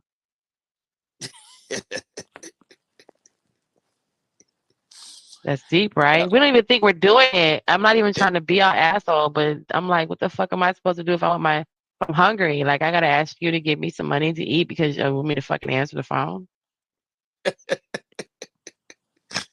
Oh man, that's real though. That's real what you're saying. That's true. It's true. But and now that's Yeah. a part of insecurity too. Because I insecurity like she may be talking to someone else, so let me just continue to hit her up, hit her up, hit her up. So that's what I'm Okay, saying. but that's a show I for another day. Because why are you giving you? If I'm not giving you no reason to, if you that type of if you that type of tumbleweed, it's not going to be anything. And you got what's crazy, Ryan, is that we hear women and men say it all the time. If you're gonna do that, if she's gonna be with another dude, it has nothing to do with you. You nothing you can do because you're not doing whatever it is. If she's with another dude right now, obviously you're not doing it. I always think of it like that. Like that's why whenever any of my boyfriends or any of my guys or anybody I dated, they'd be like, well, "What were you doing last night?" If I ask you the same question and you can't tell me, or you just don't want to disclose that, then if you were minding your business, I was minding my business. The downfall is that your imagination is going to go back to what you did, and you're going to think that I was doing the same thing. I probably was. I could been at home sleep, minding my damn business. But your imagination is gonna drive you crazy because whatever the fuck you was out doing last night wasn't supposed to be doing. And that's why that becomes a problem. But I just get matched your energy. What was you doing? Minding my business. What was you doing? Minding my business. Okay. yeah, Now that'll be a good I'm yeah, a good and be topic for what? the day. It'll be a good topic for another day. For real, for real. Yeah, because people don't. I'd be like, that's crazy, yo. Like that. But then again, that's that ego. That motherfucker is all up in your face. The ego is some shit, ain't it? Yeah, it is. Because it's the fake self. It's not the real self. It's the fake part of yourself. So, but you can use the ego for good. That what Beyonce put in the song "Ego." You can use it for good, but at the same time, it's still not the real you. It's the fake self. That's crazy. Hmm He I said, had, uh-huh. yeah, because one part of healing, you got to find out, okay, what is the root cause? Like I had to find out, okay, why I keep failing in a relationship. So when I saw and did research on it, and I ended up start doing self discovery on myself, then I started realizing that the women I was dealing with is not really the women; it was mostly me. hmm I'm the I one had the causing. Go I ahead. had the same epiphany, but it was forced. So it has like a negative connotation to it because the conversation that and I'm not saying you, I'm not saying all the men, because we have to say that, but the conversation has usually gone in the direction of making me feel bad for it. Like I feel bad. I feel fucked up, you know? And it's usually a derogatory in energy. It's really a negative energy that comes with that. So even if it's supposed to be a good thing because it's happening in this bad dynamic, it just feels like I'm not gonna sit here and tell myself I'm crazy because you know, want me to reevaluate myself. That's not coming across strong and powerful. It's not coming across encouraging. It's not coming across motivational. It's not uplifting anything. It's pushing you back down the other direction. So I can see how it can double-edged sword on that because I don't feel good about discovering myself and figuring out what I did and thinking that everything that's fucked up because now that makes me wonder what did I do that made him not hit me? What did I do to make him abuse me? If you go down that rabbit hole. So sometimes it has a negative connotation because like of course I can just sit back and discover and rediscover myself and be like, okay, well, let me just reevaluate. There's some health, some healing, and some cleansing. But if I'm reevaluating based on hearing this rhetoric every single day of that relationship, the reevaluating is trying to say what's wrong with me. What did I do to make you do this? If it was a positive relationship, I can say the reevaluation part is like, okay. If you was beating the shit out your girlfriends, or they was beating the shit out of you, or they was doing some fucked up shit to you, the reevaluation would have a different note. It'd have different. It would come with a different feeling, because it's like, I've been reevaluating this whole time, but you still doing this. You still hurting me. So now? What am I reevaluating? What part of what did I do to make you do that? If that's the case. Because if I have to reevaluate, what did I do to make you angry? What did I do to hurt your feelings? What did I do? I'm reevaluating, like, okay, maybe I need to watch what I'm saying. But if you're gonna hit me, if you're gonna hurt me, if it's gonna result in domestic violence, then what the fuck could I have said? What the fuck could the woman have done that results in the same shit you would do to somebody who, try to fight you on the street? So it kind of has a bad taste in my mouth. Like, I can't be sitting here like, and then still not think of it the same way. If I fuck around and start crying, 'cause it's kind of heavy. You know what I mean? Was Right. that clear? Okay. Yeah, you're very clear. Yes. Okay. So, Ryan, don't be calm all deep and stuff. I'm like, Oh no, I'm not. I got- No, no. I'm not really too much of a thinker, but I think, and I started really. I'm starting to really probably because I'm older now. I'm really starting to understand life and to realize that life is not really too complicated. We make it complicated. yeah. See, I was saying something like that the other day, but they were like, "Oh, that's too much. You're crazy. It sounds crazy." Because because I said, what's wrong with just coming up and saying, "Hey, you know what? I'm Genesis. I have a dog. I hit the wall already." Like, just You did not hit the wall. You're a great looking woman. Trust me, I guarantee you, there's a lot of men. you not know. Ain't nobody look, boy, bye with that, because ain't nobody. Or women Because I always feel say that. like You talking they're to me? not. They're not. They're Go not ahead. checking for me. No, no, they're not checking for me because of that. I mean, when the guy, since my situation, since my relationship, I haven't. I just it kind of makes me leery anyway to be around guys, because now with all this information and the way what I experience, it's just I don't even think, I don't, at this point today, I don't even want to be left alone in a room with a guy I don't really know.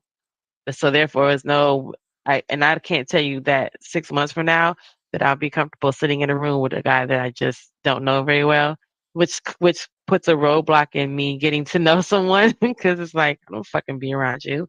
You're fucking savage, because if you But don't get your way, do you travel? then what's going to happen? Do you travel? You ever travel? I That's did. I did. I travel a lot. Actually, side note, let me take Zoe off the screen real quick.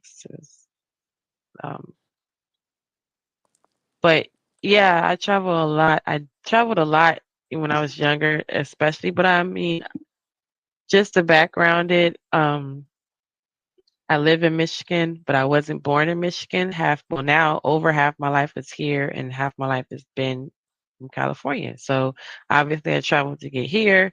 Um, I don't know if you've been watching any of the time when I talk about my living in Atlanta. I just moved here from Virginia.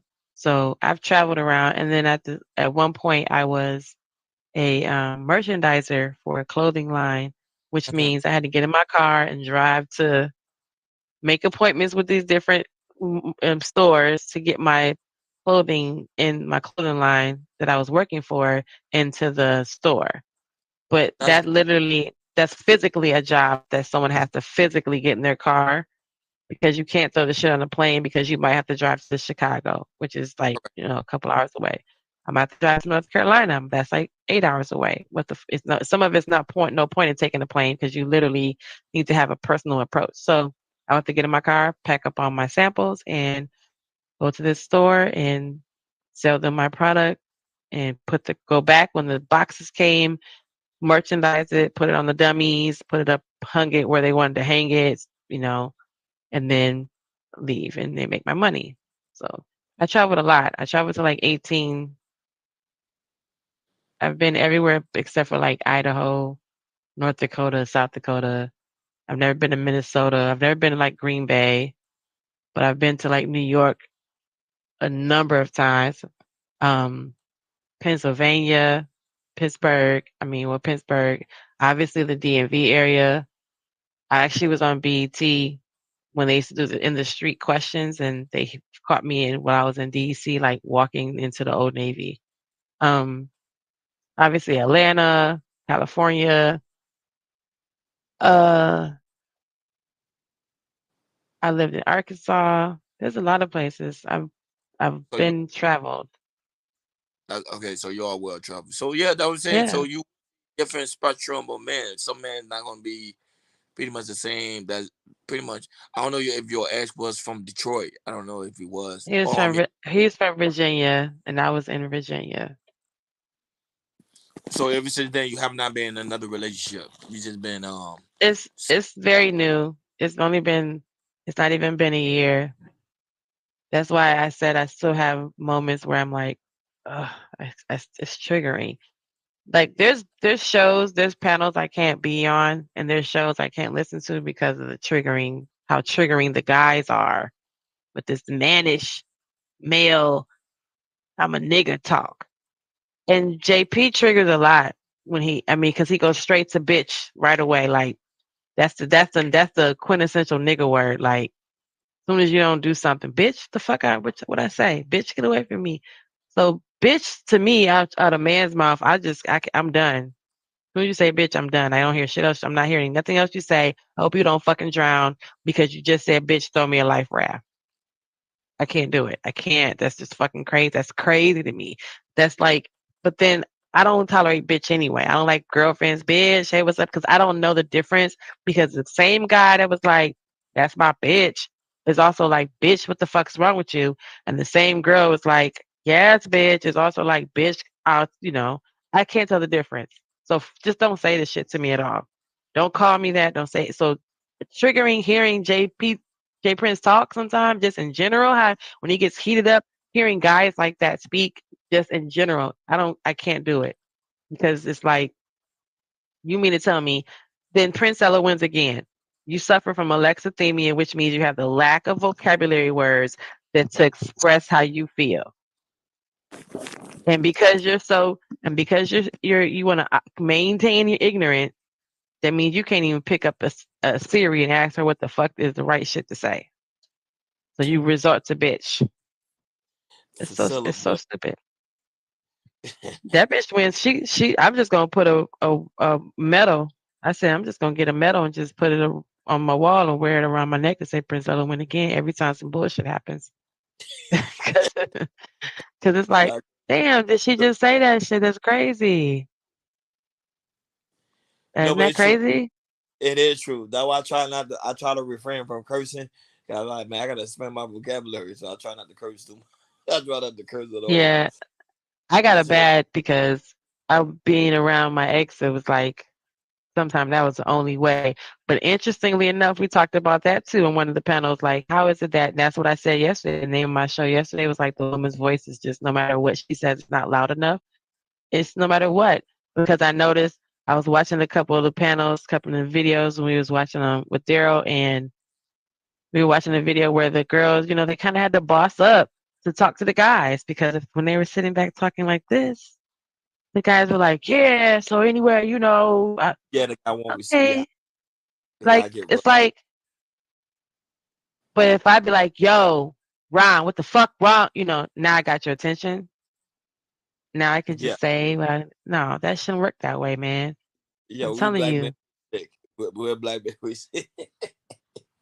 it shouldn't work like that, yo. I'm telling you, I don't know if you saw my whole thing yesterday, but earlier I was telling that story. Like my mom, this lady used to fuck with her at work, at her job when she used to work, and um, the lady used to fuck with her at work, I guess. So she used to be like, yeah, the girl. I remember the lady's name, and remember my mom coming home and being like, this bitch.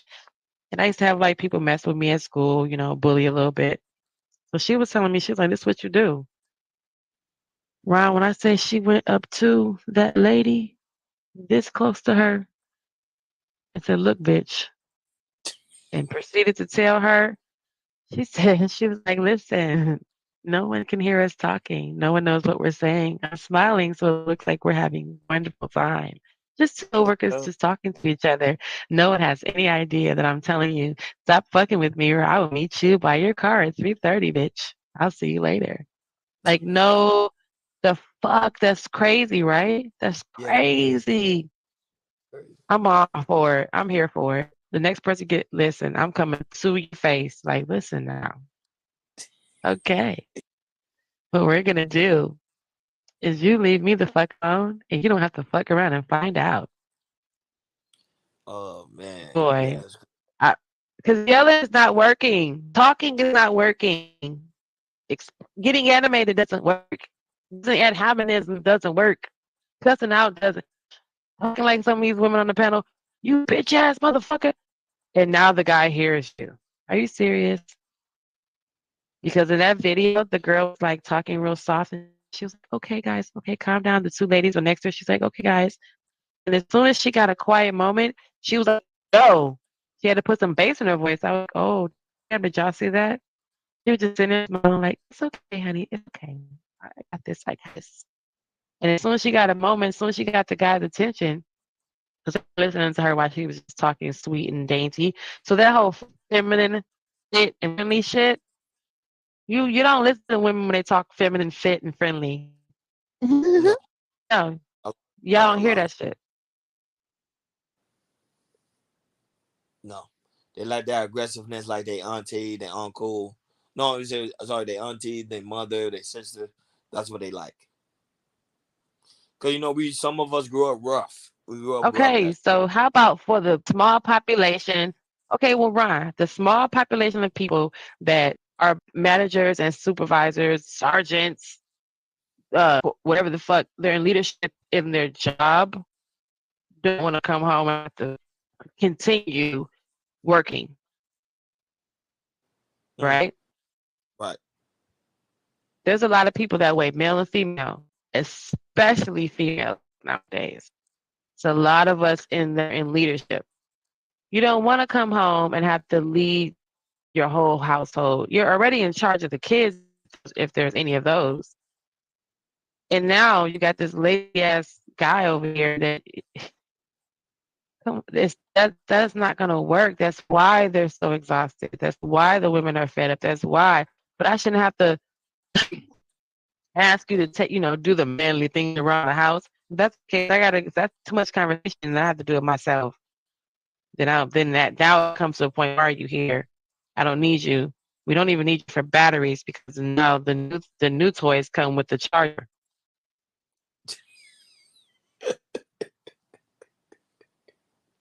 Damn. So, and if you can't pay by electric bill because you can't hold up your end of the bargain because you want to be a man, you don't hear me talking to you, honey, saying, honey, I need help with things around the house.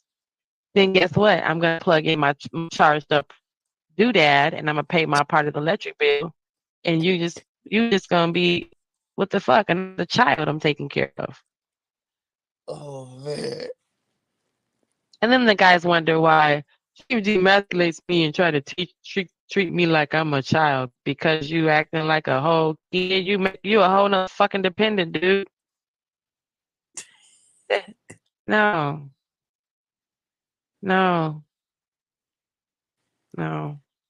She's like, no. You're funny, man. Because it's not fair. It doesn't work. And I already know. I'm trying to be funny, but this is after dark. So I cannot go to work 10 hours out of a day, make anything for myself.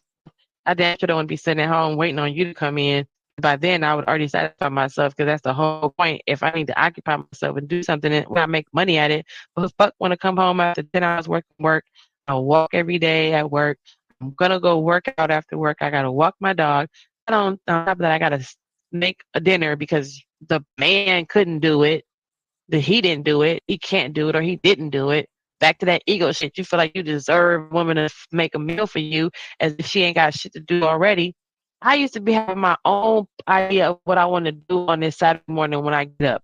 Everybody that knows me knows I'm old as fuck I'm a Saturday morning get up and clean person if I have to go to work. So I'm gonna put my music on, put my little YouTube a podcast on watch one of y'all shows, and while I clean up and vacuum and take care of my dog and do the laundry and do whatever. And I can't do that because this person now is all in their ego, feels like they deserve me to take care of them. Like I don't have shit to do. Okay, I'm talking about anything. And it's crazy because when you hear certain people on these panels talk about that, some of these guys spitting wisdom at you and letting you know, let that woman have her moment because it's going to be so much sweeter later for you. Yeah. No, bang on your chest, be a big nigga, put your balls in your hands, slap everybody with your dick. And let me know you're a man for the 45th time day. I have a conversation with my homeboys about that all the time. Say sometimes because some men don't really know how to talk to women, so they just talk. Pretty much don't know how to deal with women. Period. So I don't know what the a fuck man to say. knows he's gonna know like, hey, make sure she have her moment. Make sure she go take a nice shower or bath, rub her feet, and you good. You know what I'm saying? But some men don't. They don't know those things. Because what did my friend say? You feel your ego God complex is telling you if you're the one that doesn't care. It's causing a conflict in your relationship because you don't care about the person's feelings. Because your ego God complex literally is not allowing you to give a fuck on that. You may care overall, like, oh my God, I don't want you to get hit by a truck. Oh my God, I don't want your mom to pass. But right now in this ego God that you're in, you don't really give a shit about how I feel. And especially when it's the person that's most close to you. That'd be the crazy shit. It'd be like your wife, damn. Your kids, damn. Your girlfriend, damn. I'm expecting you to treat a person on the street like that. No, that's how you treat your girlfriend. That's how you treat your mama. Oh my goodness. That's how you treat your kids. So that's the shit that I can't blows my cap every time. I feel like, wow, okay, so I'm supposed to actively be out here choosing the right person. I'm supposed to think that I'm supposed to spend the rest of my life with this piece of idiot. So it's just, let's see what else he said real quick. Dang, Killer Swag said, sheesh. He was talking about my smoking. It's Genesis after dark. Because during the day I can't say anything, and during the day I'm working, or even when I'm on the panels, everyone has to be politically correct, or they're monetized, and then they're like, okay, well, because I be trying to, when they talk about body count, I be trying to ready to turn up, Ron. I be like, first of all, y'all not keeping in count any of the girls that was molested, any of the girls that had touched, any of the girls that had been raped before they started fucking. Stop it. Let's be real. Cousins, uncles was part of them body counts. So before you got old enough to be attracted to another boy or a girl, in most cases, in a lot of cases, it's a girl. Before she even met you, for you to fuck her in high school, she already had been fucked a few times or had been experienced something like that by someone already close to her. Those bodies don't count. It's just the niggas you actively, consciously fuck that you wanted to fuck. How about guys that you didn't want to fuck that took it? Because niggas still did that. We don't count those bodies. We count the girls that you actually decided to fuck. We count the boys that you actually laid down to have sex with. Not the guy who you told no and he still took it anyway. You never told anybody because of the shame that comes with that. Get the fuck out of here. They kill me with that shit. Oh, body count. Fuck you and your body count, because what teenage girl did you fuck before she started had a boyfriend that summer that her boobs popped out?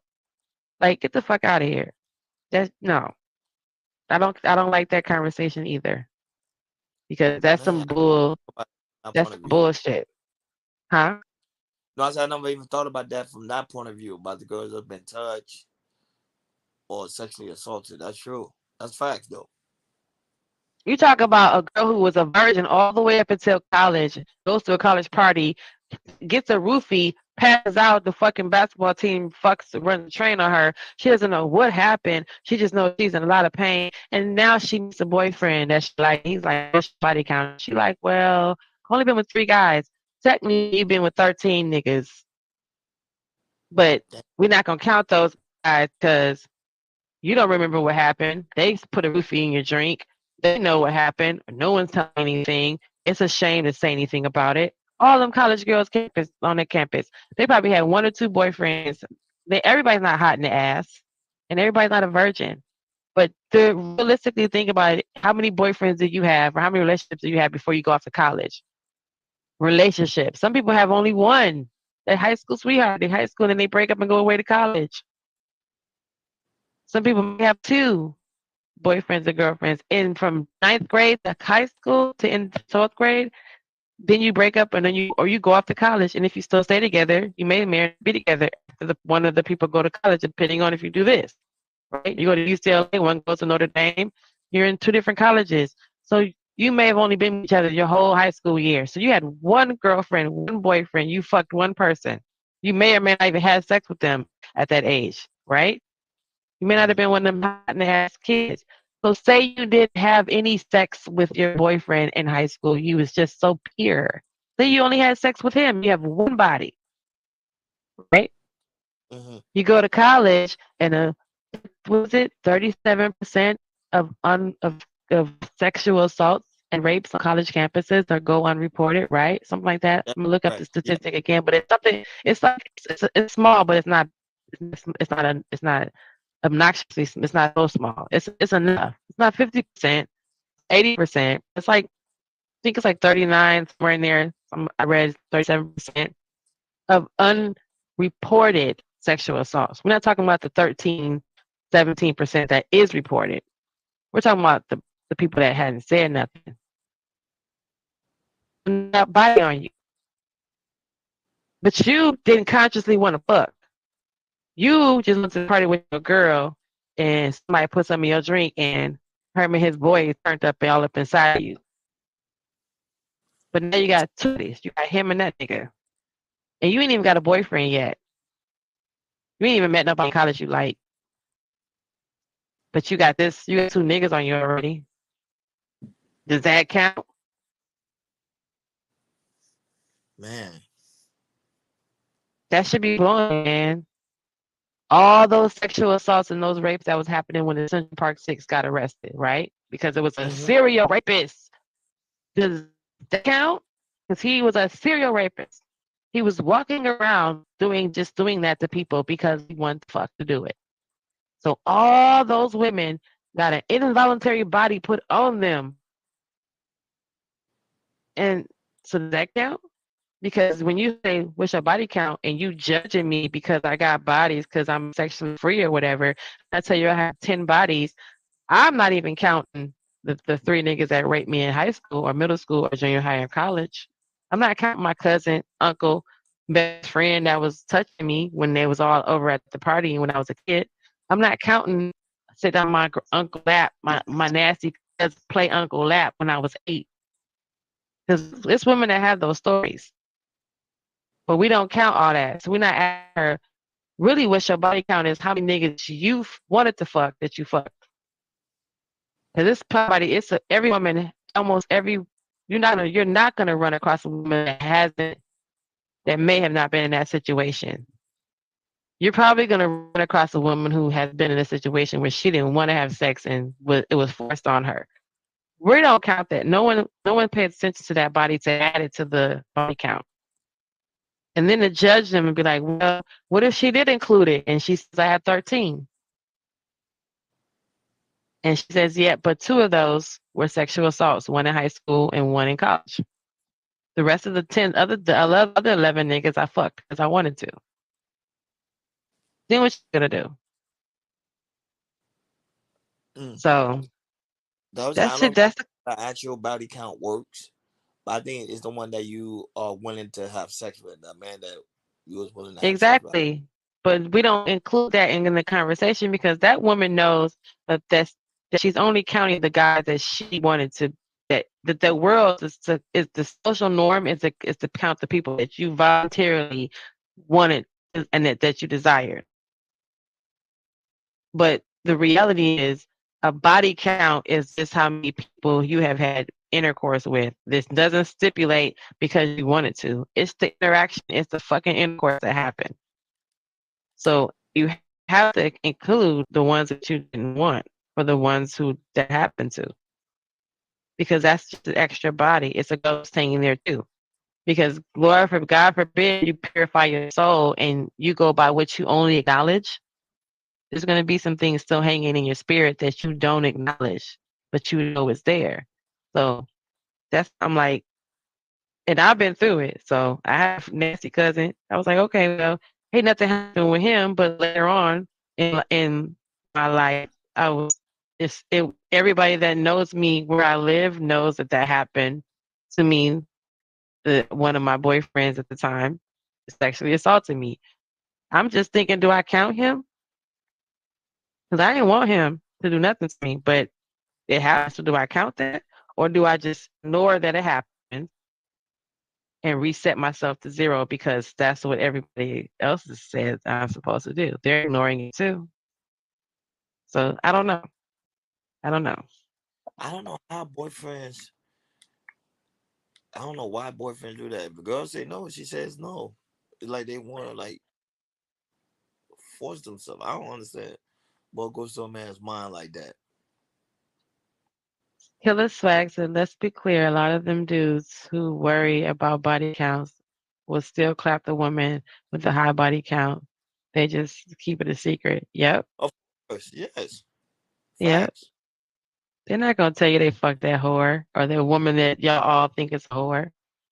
Cause she's just not a whore. In her mind, she might be like, this is how I roll. You know, she's sexually fluid, she's sexually free. Like, y'all doing it.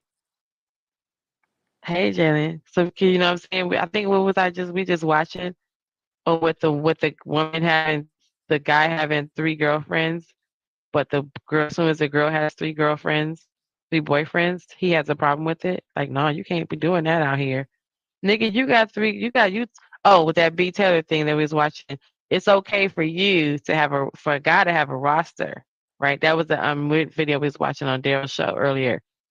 It was okay for the guy to have a roster. Be like, yo, Ron, I got 3, I got 3 bitches over here, 3 females I'm talking to. One cook me dinner, the other one be running me a bath, the other one she good. We like to hang out. We go out, we travel. And he can legit, and he's telling you, Ron, he got 3 girls. And you like, oh man, nigga, you the bomb. But if your girl tells you, Ron, I got 3, you and 2 other dudes I'm talking to, like seriously, y'all all 3 my man, I'm talking to y'all. Every last one of y'all is gonna have a problem with that.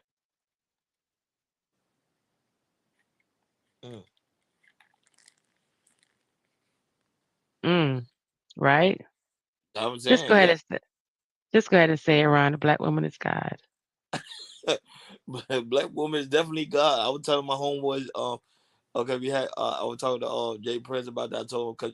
I told Jay Prince right now in the Vatican, if you do research in the Vatican, they pray to a black woman in the Vatican, and that's a fact. Listen, I'm not even going with the white Jesus because Jesus got a hair of wool and skin of copper. Where you get that at?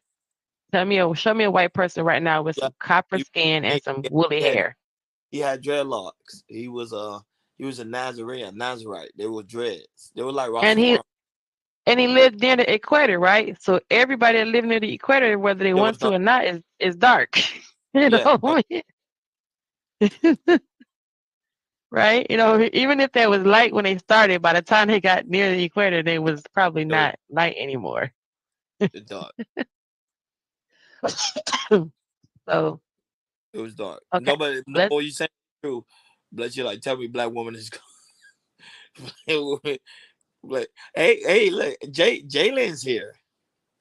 I know. I see. Knock knock. Jalen, I dropped the link was probably so long ago. Here, let me drop it. End it.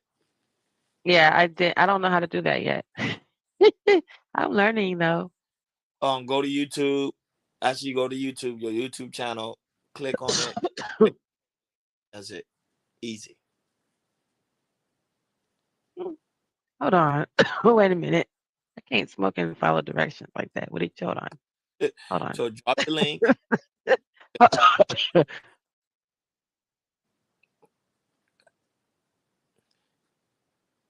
Okay. Yeah, so drop the link. Okay, hold on. I got a And new go to comment. YouTube. Who's that? Who's that, Hoppo? Hoppo, who that? That's Ron Hoppo. Okay, so first I need to copy the link, right? And Copy. then Good. Drop it. I need to drop it over here for Jalen. Then go to And your YouTube then channel. You gonna ask your why is YouTube this channel. help in the way? I don't want help. You can actually do it on your phone. If you go on your phone, you can actually do it on your phone. Just go on your phone, go on YouTube, and then click that link, like hold it, and then it's gonna say pin, and just pin it. That's it. Okay, so because I have it to go into this video because actually I have it pulled up on my other YouTube, on my other tab, right? Yeah. So I can do it from there. You can do it from So I there. click it. Okay, so I click it and hold it down. Yeah, you should see it say pin. Just pin it.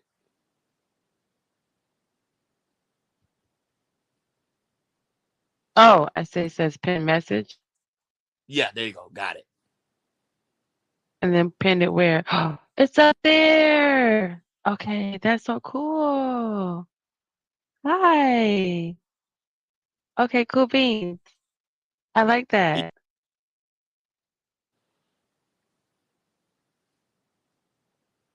Okay, so it's up there, right? I gotta check. Hold on. Okay. I see it. And Jalen popped in. He You said, see it then? she Yeah. said, I pinned the link. Okay, cool beans. All right, let me add Jalen. Hi, sugar. Hey, Hey, sugar. Jalen. You, Early you, morning. you got me up again in the streets. Oh my God. You up in the streets, girl, You hanging got out with me, me, boy. you got me in the streets. This is gonna be okay. Well, you gotta check out what we're doing over here. So I'm gonna share the What you video, were doing? and Good then morning, Ronnie. Good morning, Jalen. Great I to was see telling you. everybody yesterday, I was like, Ronnie is we were hang shouts out to Ronnie. I said, ooh, ooh, ooh, ooh, ooh, ooh. now, ooh. Yeah, we did Okay. the, Okay. we did So let me see Arsenio. what you see. Okay. Killer Swag says Genesis trying to keep us up all night. Well, that's the name of my new thing 'cause I took Jalen's advice and now it's called Genesis After Dark. So most of my streams are going to be in the this kind of hour because I work during this early afternoon and I get off around this time. However, my work schedule fluctuates, but I'm still going to try to keep the Genesis After Dark at a later hour at the evening if I can and not compete with anybody, I don't care about competing, but I'm definitely probably gonna, on the days that I'm not working late, I'll just start earlier. So I'll just send out the notification. I'll be like, maybe I'll start it around 8 or 9 or 9 or 10 so that it'll still be after dark, but not way after dark like it is now. Okay, so gentlemen, check this out because this is what we're watching. Okay, let me go play the video because I know how to do it. Have you considered how your egoic God complex may be preventing you from fully embracing vulnerability and intimacy in your relationship? How do you navigate the balance between asserting your needs and desires in your relationship while also considering your partner's perspective, needs, and desires? How do you define success and failure in your relationship? And how does your egoic God complex influence these definitions? What? Did y'all catch all that? I told you They he was said a Fayaya. mouthful. Let me tell you that I told you he was Fayaya, okay? I'm gonna just go back 2 seconds so you can hear. Complex influence these definitions and unmet expectations to formulate arbitrary relational timelines that cause conflict. Mm. In what ways do you believe your egoic God complex contributes to the stagnancy and suffering in your relationship? Okay, so you guys heard that. So in what ways do you think your egoic God complex contributes to the stagnancy in your relationship? So if you have and it's not just saying your romantic relationships, because relationships is relationships. We like vocabulary words over here, so a relationship is a relationship. It's just not. We put the what is it, the adjective in front of it. We put the word in front of it to say it's intimate. The one to say is work, right? So a relationship is still a relationship, but we do it to everybody. We do the same thing to everybody. That's what he's saying. Is we're not just only doing it to our boyfriend, our girlfriend, or our husband or our wife. We do it to our friends because why? Because what he said, your ego makes you feel like you deserve something. Like it's supposed to be happening to you. Like my friend's supposed to always be there. Whenever I call Jalen, she better answer the phone. Oh my gosh, she knows that I need her. Okay, well Jalen got shit to do. Oh my God, Ron he's so annoying. He's just like the worst ever. He won't even answer his phone every time I call. Like, could he be like sleeping, taking a shit, washing his ass, hanging out with his friends, talking to his mom, doing something the fuck else? So, how dare we? Let's continue. Facts. How does your egoic God complex affect your ability to empathize with your partner's needs and desires? So this is the part that I thought said that it was more female than male, because men usually aren't. We're discovering that men have a struggle empathizing, like really feeling for somebody. They sympathize. They understand. I feel bad for you. Oh dang, you stubbed your toe. Oh dang, your check didn't come. Oh dang, I'm so sorry your mom died. But until they stub their toe, until their check doesn't come, until their mom actually dies, they don't empathize with anything. They don't feel the same way you feel or try to draw on a feeling that's very similar. They just be like, oh, I'm so sorry for you. So now you got this ego, this God complex, this thing that makes you feel like you're the most important person in the room, that now causes you to have a disconnect in how the people around you feel and are feeling. That's fucked up, yo. What do you think, Ron? No, what you saying is true. That's why I say when the truth is being spoken, I don't say anything. But you speaking facts though. That's messed up. That makes it seem like we're like selfishly wrong, mean people to each other. We are, because that's part of our nature. Our nature. We have two sides of ourselves. One side, of course, is the loving side, and the other part of ourselves is the selfish side. We mostly focus on the selfish side of ourselves than the love part of ourselves, because we are programmed to be selfish. That But sucks. everything is not meant to be perfect. True. It's like oil. We're like oil and vinegar. Man and woman is like oil and vinegar, because like we're not gonna see eye to eye on everything. But like you said, it's the ego. You know what I mean? Like women have egos too. Mm-hmm. It's not just the man. No, right. Because some women can be just as cold. Because I feel like egos are you're just cold. Like that, that's just your personality. You have like your chest pumping out. You're like the chicken Well, hawk. You we always. like to look up words and stuff. So I looked up what is the ego, Hmm. and so that I can always make sure that everybody is on the same page. The ego actually had two definitions. So this first part of the definition was the I, right? The self of sense of a self identity, but it's saying that that is dangerous to a degree, right? But then the other side is the psyche, is the part of you that's in your head that's reacting to the rest of the world around you. So it's what you feel like you think that you're going through by yourself inside your head. It's just you. So it's the part of the mind that meditates. Well, the ego is a person's sense of self or self importance. Ergo self esteem, right? Self respect. So we call it self conceit, right? Isn't conceit and self conceit like a double of saying the same word? But the part of the mind that meditates between conscious and unconscious and is responsible for the reality testing and the sense of personal identity.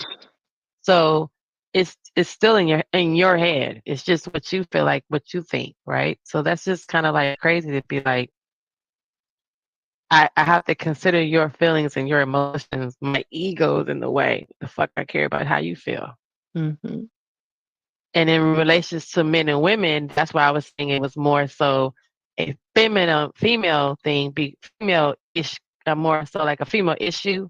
It becomes an issue for women because we're naturally concerning and naturally, nurturing. So we're naturally considering another person naturally. We have that's more than not. The more women have that natural nurturing and where they, oh my God, are you okay, honey?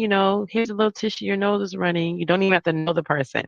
Where for a guy, for the men, that's not so easy for them to just be like, dang, I feel bad for you over there, buddy. Your nose is running. Like guys aren't gonna be like, they're kind of disconnected. Some we are coming to understand that a lot of men, we're not gonna say all of them, but just in general, a lot of men have that disconnect between their empathy, how they put themselves in somebody else's shoes. They don't do that. That's a lot of women would do that. Like, oh my gosh, I remember when I stubbed my toe in the morning, my whole day was messed up. I broke a nail too, girl. I understand how you feel. Like guys don't do that. I don't feel like guys do all that. Like that, they don't connect like that. So No, I mostly a woman trace. Yes, women have that. right. Yeah. So when it comes down to is your ego in the way of you empathizing with your partner, you don't do it anyway. Am I seeing that right? Because you don't generally empathize anyway. You disconnect it. So then your ego is all up in through there. Yep. You're right. Like nigga, you ain't gotta talk to her. She gonna be all right. She got girlfriends. You ain't gotta give a fuck how she feel like that. It's your homeboys that come past it. You gonna be like, man, go over there and see about your girl. That's also a fact. Yeah. Y'all, what is going on? I'm about to just be with my dog because everybody else is gonna get on my nerves. Everybody else will be like, look, Lord jeez. All right, let's see. They got them too. They got needs and desires too. It ain't just you in here waiting on the payoff. Can you identify any patterns in your behavior that stem from your egoic God complex and contributes to the conflict in your relationship? Have you considered how your egoic God complex may be preventing you from fully embracing vulnerability and intimacy in your relationship? Wow, you got such a big ego. You got a big ego. You can't even get it up because you just too up in your ego. Intimacy. What did he say? Did y'all hear that? You can't even get, embracing your intimacy. You can't even get all up in through. You done dried up the panties, Ron. It's a Sahara up in this bitch because your ass up in your ego. Because you got to be a man. You got to let me know. You got to tell me how you feel. You don't give a fuck out here in these streets like that. You whore. Nigga, what? Okay, dick panty dryer. Thank you for throwing my pennies in the dryer, sir, because they're dry now. If I ever wanted to. Don't forget I don't need you because my every new contraption comes with a charger. I don't even need you to go buy batteries, sir. Fuck. And it could go. It's gonna go both ways. We're not saying just the men dry up the panties. I'm pretty sure there's some women out here that just all up in that shit. Like, oh my god, like you can't be doing it tonight because I got 27 inches. You can't be messing with my hair and my nails. What the fuck you doing nails this long anyway? You can't. You can't. How are you gonna grab his dick? Because you're gonna be like, with the nails. So in real life, what the fuck can you do with the nails out to here? That you don't do shit. You don't work. You don't have no nothing. And don't know, eyelashes gonna come off if you're getting it in good at night, right? If you're really getting it, your eyelashes gonna come off. Your hair gonna be messed up. So if you're worried about all that, gotta stay straight. and your booty is not really a booty, it's kind of like a fake booty. So if you're worrying about all that, you know, that's gonna turn that man off too. Oh my God, we can't be doing it. You're gonna mess up my hair. I gotta work in the morning. You know, you're gonna try to shrivel up his little wee wee. He definitely not gonna want to fuck you. So the ego, you know, it can go both ways, y'all. Either way, it creates a desert in the down under. It's a desert down there.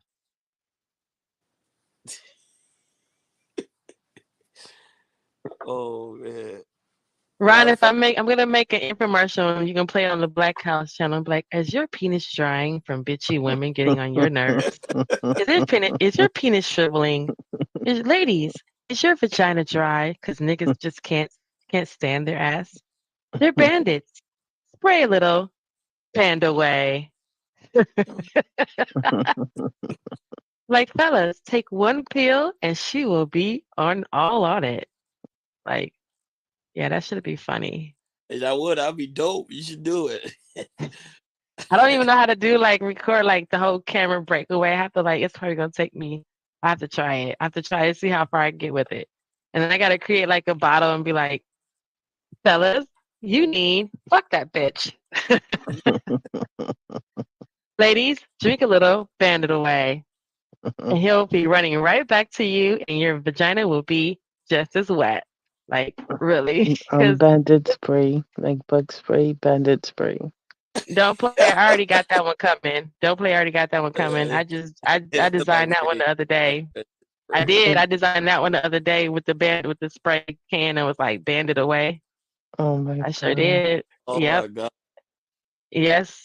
I designed that one a couple days ago, and then I've been working on another one. I'm working on the brick hit the wall. I want a woman running to the wall and being at the wall what now, bitch? Like she holding the wall up.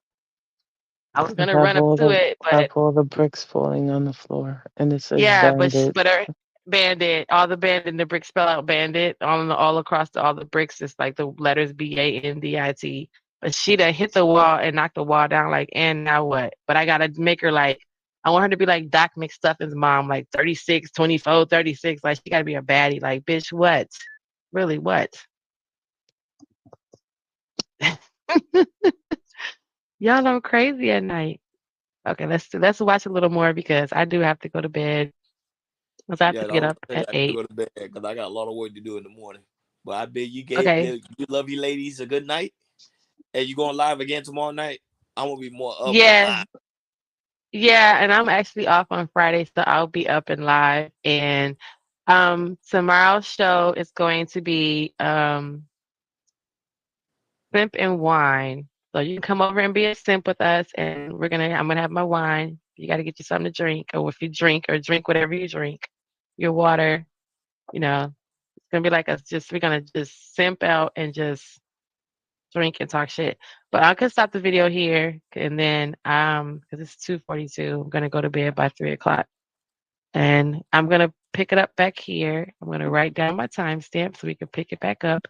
Now tomorrow he has another show, but we can go ahead and continue on this one too.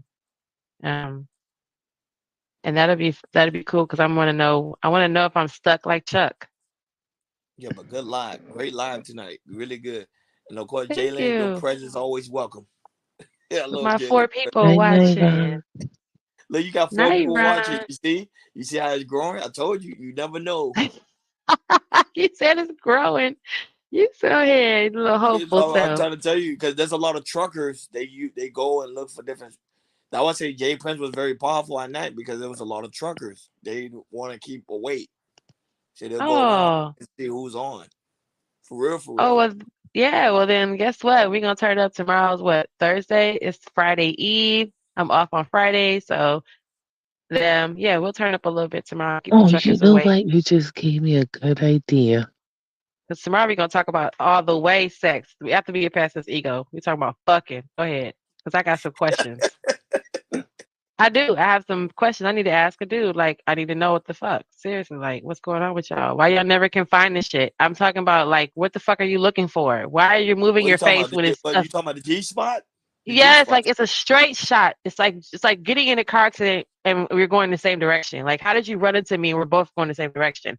You just put your face straight in there, and if you open up your mouth, there it is. It's not like it's where the fuck are you moving where are you going? But we could talk about that tomorrow. Because I just want to know.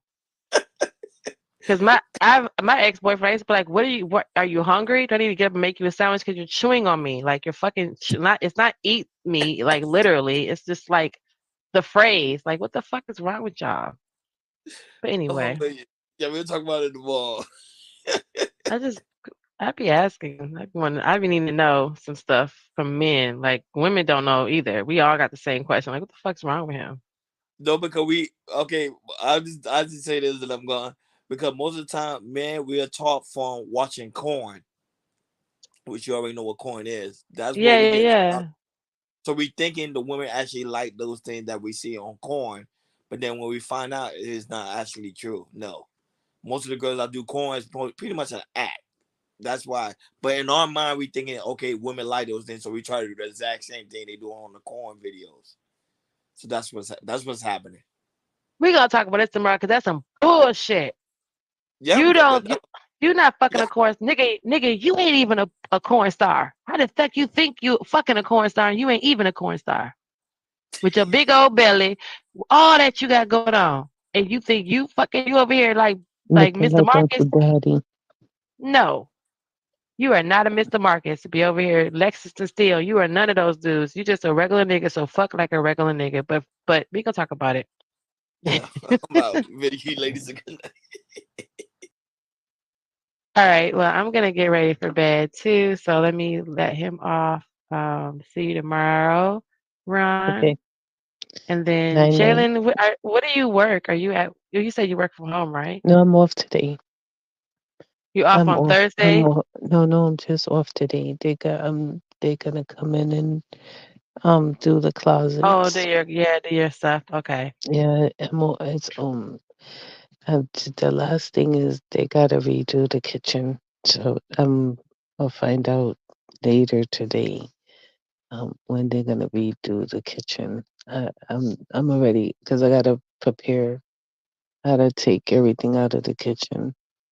Oh my gosh. Well, then you get some rest and then come back for my Genesis After Dark. Hey, yeah. I need to get that sound. At what time did you start? I started a little late. I started 11:30 tonight, but that's only because I got off of work later. So, but I'm I work early tomorrow, so I'm gonna start early tomorrow. I'll probably load up around 9, and then just chill for a couple hours and talk to you guys and pick up where we left off and find out what is wrong with these men and their ego and their shriveled up weenies. Because it's all connected, you know. You can't be intimate. I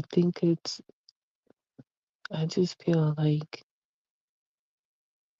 the same energy that they use, you know,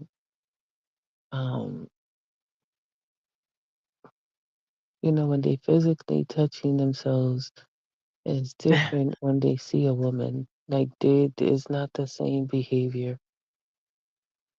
That's why they're supposed to sit on their hand and then do it so they can feel like it's a stranger.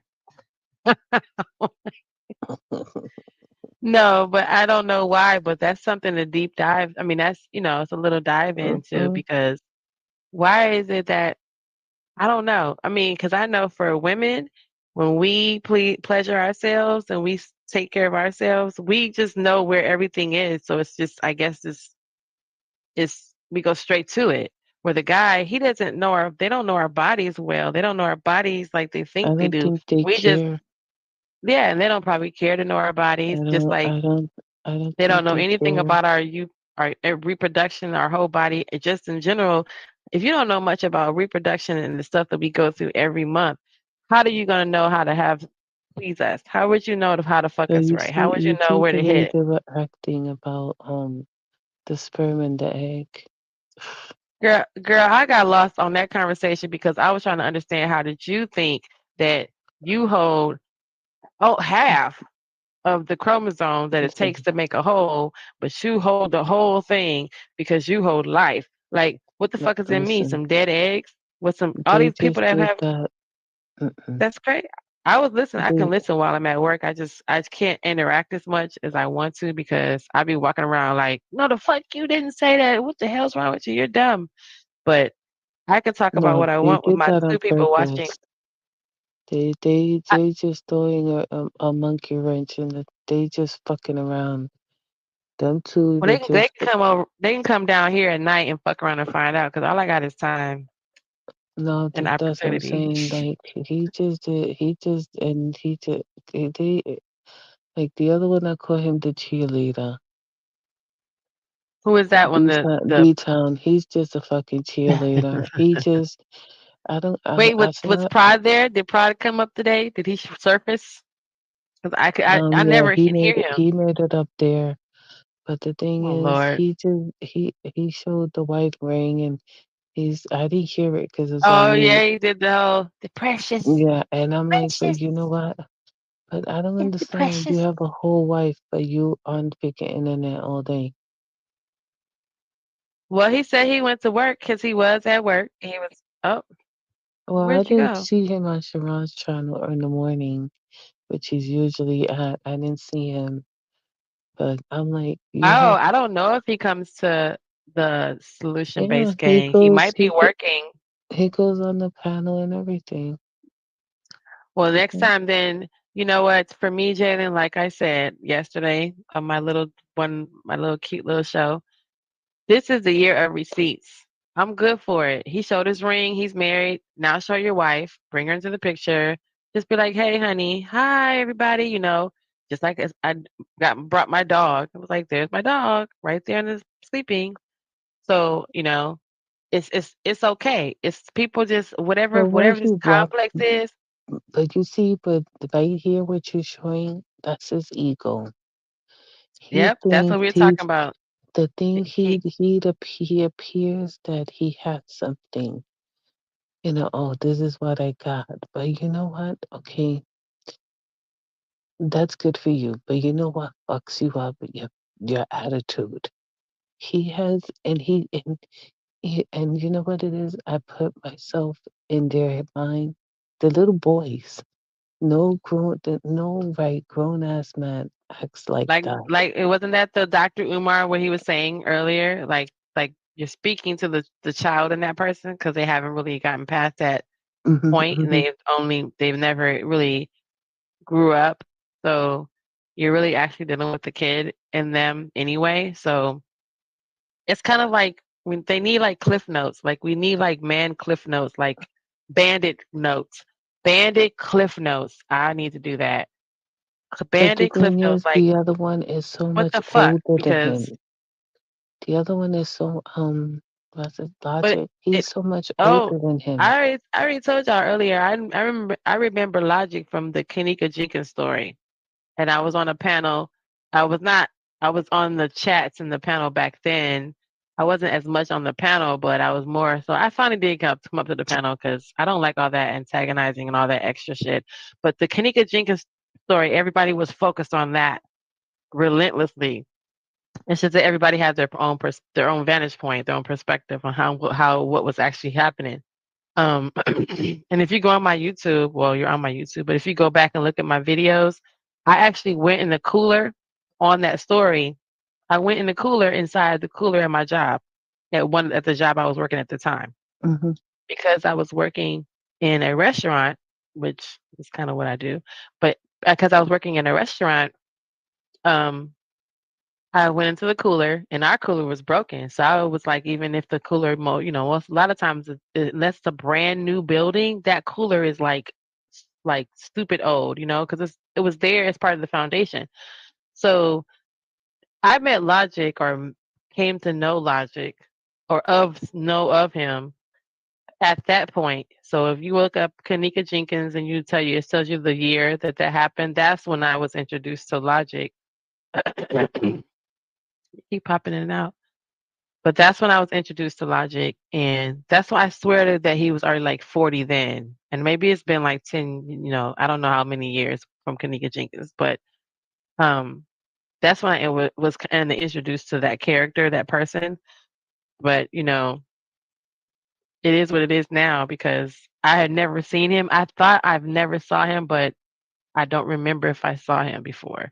I don't remember him being the person that I saw on the screen that Dura was pointing out. So, but the voice and the person, the character, and the whole everything, him being on these. That's why he said he'd been on this in YouTube thing, and these streams and these panels for a long time. He's right because if you look up Kanika Jenkins and you see the year that happened, that's how long that I've known he's been out in the YouTube world, and that's only how I knew him from that story. But he So, was and I actually swear he was making already 40 by excuse. then. He was making excuse, about the video when Gently was speaking to him. But all you doing is clowning, Jay Prince. You're just making money off of him. Because he's like, oh, it's a skit, blah, blah, blah. But it's not funny. Because remember, we were telling Ronnie, there's one way to present something, and there's another. Mhm. Remember, we spoke about it yesterday, everyone. And the thing is, they just find a way, like they use Fatty, for his messiness. Like they all play a part, because you see, Trigger Mike is Whoa, still there. I never thought of it like that. Okay. Yeah, I they can't even use get into each this because I other. got 5 minutes. But They to think that they use him because they know he's messy. Wow, didn't we talk about that empath on MJ show? That hmm empath that uses people, that manipulates shit, that hmm knows. So that means that it's possible that someone could be around him and they're such an empath that they know he's messy and they know that he's like he thrives off that type of drama, and they will come to him like, Fatty, let me tell But you you know what the what? streets and YouTube are saying now. So he's gonna be drawn to it because he can't help himself. Because what did they say? Some of the empathic was almost like fostering on an addiction. It's like using that to your advantage, knowing that that person can't resist themselves, and you. Now y'all gonna make me feel bad for Fatty. No, but you He's see, hold he up. still never said that If pedo shit, you but paid, if you paid attention to what Dabu when he was showing us the different videos, like how this one went viral for this, how this one went viral for this, but at the same time, Logic was like, oh, it's a skit because when he was talking about the girl, why she didn't with the corn star, remember with the husband that she has money, why she didn't go there, the pearl lady, and he was like, well, they went viral, they did this, they had big, and I said, that's what I'm saying. The man brought her home. He said, oh, this is your sister, remember? And he used her, I but don't he used I her, don't know if but I heard that part of it because I he was told at work. when he was showing the Wonder Breads, when he was showing the Wonder Breads, um I gotta find out the names. I gotta ask him. Well, he brings the woman home. He said it was a skit, and he brought her home, whatever. But they end up having a son together, and she's making money, because she's a corn star. And the thing is, but if you look at it, he used her, to make money, but they end up growing an empire together. At Mm. first he used her, to get the views up on YouTube. See, everybody's used for porn to do their part. But if you don't do the either it's gonna rise or it's gonna fall. And Mhm. their thing is to rise because that's what Kevin Samuels taught them, and that's what Anton Daniels taught them. Now, Dr. Umar, you understand? When you see the He said video, he was way wrong. Do you hear the shit he was saying, Jelly? He was wrong. How are you gonna but tell a woman? What did he say? He said if we keep our sex away from the man, the longer we do, the more he values us. He was he. I can't believe that was his. That's his whole like game. Like that's his whole like how he what he's saying out here. See the No. thing is, how are you a doctor? Instead of opening a school, why don't you go open a clinic? No, he was supposed to be opening a school. I don't even feel No, like looking here in it New up. But York, he was I supposed to keep be. hearing, Yeah. So when is that and supposed to happen? Where is it? it's never going Where to are your happen. results, sir? Where are your results? And it's not so much bad that the same way, they say they're gonna do this, that. But I don't. The end result, all I see them is traveling and and it's all about them. As I don't see any of them taking any of this money, because you know what? Let me tell you. There's a gentleman. I don't want to say his name. I saw him. Um, they kept. I gotta get your email so I can send you his name. And um, because once you see what I'm gonna tell you, it's gonna make sense to you. What I'm trying to say, but not say it to, attack anybody and say blah blah, accuse them, falsely accuse them. I don't want them to come after me. But listen, and I saw him through Christmas time, and the man went into the store and he started paying for people's food and stuff like that. I said, that's what you do.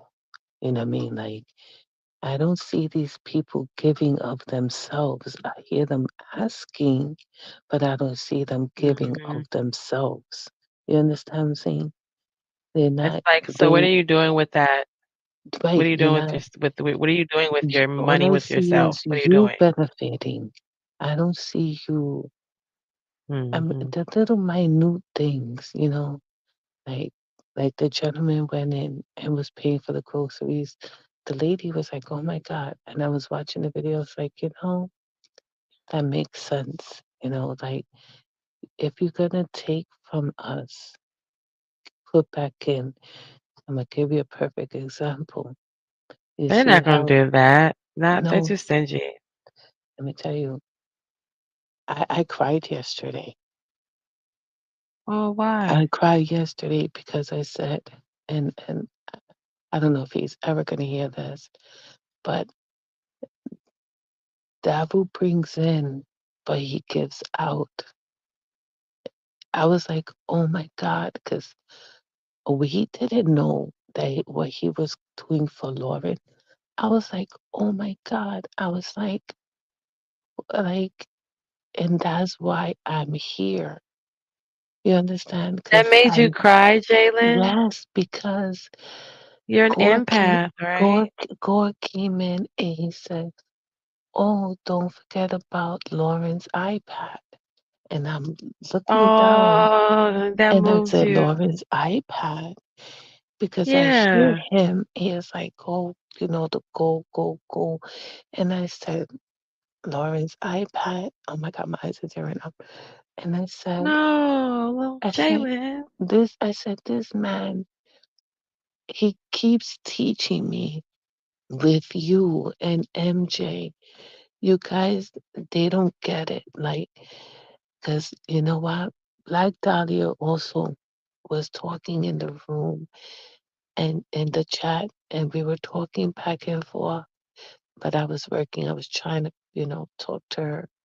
And she was saying things like you said, and, like Daryl, just because you people show that you're human versus, this is what I'm going to make my point, versus someone like Dr. Umar, you know, um, Kevin Samuels and Anton Daniels, they gimme, gimme, gimme, but they don't produce anything.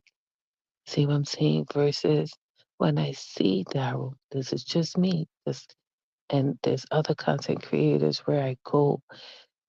If you let us give from ourselves because you're giving to others, that's what's gonna get you. Not negativity, not putting people down. The littlest thing that you give and nobody didn't know, that's how you're gonna grow. Yeah. That's how you're gonna grow. If you giving without expecting anything back, that's how you grow. Because a lot of things they were doing, I say, me and Janice, me and Genesis was talking about that. I was like, me and Genesis, I said, you see, they confirm everything we were talking about the other day. Yeah. They Isn't that did. crazy? And I was like, oh my God, we was talking about, oh my, but at the end of the day, as long as everybody keep giving to each other, because then everybody flooded, and she got her iPad, and then now she can get her microphone. You understand? Like it just felt so good to see everybody there together, and I hope people will take So that message. it's a real community. It feels like a real community to you. It feels like a real empire. It feels like a real unit to you. If instead of looking the negativity, you understand the negativity, because you can still keep doing positive things, and you can say, like I told Black Dahlia, they in the room. I was like, but they don't know that, like your story, Genesis, her story, um um um Gently's story, you people, Lauren's story, you ladies can save a life. Nene's story, you understand? Instead of saying, "Oh my God, you're so nasty, you're man haters." No, listen to the story. Stop trying to go at it like D-Town. Listen, like he kept saying, "Oh, $124, $4." But the No, thing Logic is, kept saying that too. Like that's not what's up. Like right? it's But like you you know what? almost were like encouraging the They were deadbeatness. being bullies. Yeah, They that's a were you're being being bullies that's the same shit because I told Dark Lake before you kicked him out. I was like, you're not finna verbally rape me. I'm not finna be a verbal bully. You're not finna bully me with your words because you figured out that shit works. That's not what's up. But I did hear that. I kept hearing that. It was towards the end of my night when my place was clearing out and I was closing up because yeah, I kept hearing it and Gently was really like lashing out and I get what he was saying too. He was like the reason yeah, why I could tell he that what did I it was on purpose. I heard him. He did it on purpose yeah, because he because was he trying to was prove he his wa- he said, point "Oh, that he was nah." He did it. go He ahead. said he did say it. He said he tried to, discredit her, and and but that's what they do. They bullies. Yeah, and They're I'm hearing it from the outside and I'm like I hear both I can hear it neutrally. I hear him saying that I'm trying to tell y'all that women that this is what happens. I can tell she's hurt. He said I can hear he said I heard the hurt. I heard the pain. What did he say? I heard how much she was hurting by what was in her voice. But she's the way he's saying it, it's like he's like, yeah, I heard that shit through her voice. I heard how she was talking. I know she not that shit that's a nerve for her. So yes, going back to what we just talked about, what this is crazy because it's like the last 2 days of or 3 days of information. Now we got the ego to add on to that because this motherfucking ego is all up in your shit telling you that you the best thing next to sliced bread. Now we got to worry about that on top of what kind of empath are you because you could be one of these motherfuckers who leech and feed off of people's goodwill towards you and you take advantage of it and fuck over a person like when you find an opening to make fun of them or hmm to hmm weaponize their baby daddy towards them because your ego is telling you that what you got that's what you about to say is way it's going to hurt them. For one, you're trying to hurt them. You're trying to hurt to do something towards them. You're trying to cause a reaction. You're trying to spark some sort of reaction out of them, and you don't really give a fuck what we just said. We just said that the men had the hardest time connecting to being empathetic with the women, right? So now you have the ego in between there, like nigga. This bitch Because gonna that's the shut up when you same tell her to thing shut it up. goes You like know, Dr. like Umar said. it's crazy. You sit there, like Dr. Umar said, oh, you just hold out on the cookie. Because if you heard her gently said, I really liked it. If you hear her, she said, oh, I really liked him. I thought he was cool, whatever. Then he turned around and then he attacked her. You understand? Like, and she was letting the wall go down, and then he turned around, and you know what? She brought And use them the same wall bricks right that back up. the same And bricks that she used to build the wall. She knocked the wall down brick by brick till you. What happens is that you knock the wall down brick by brick to let the guy in.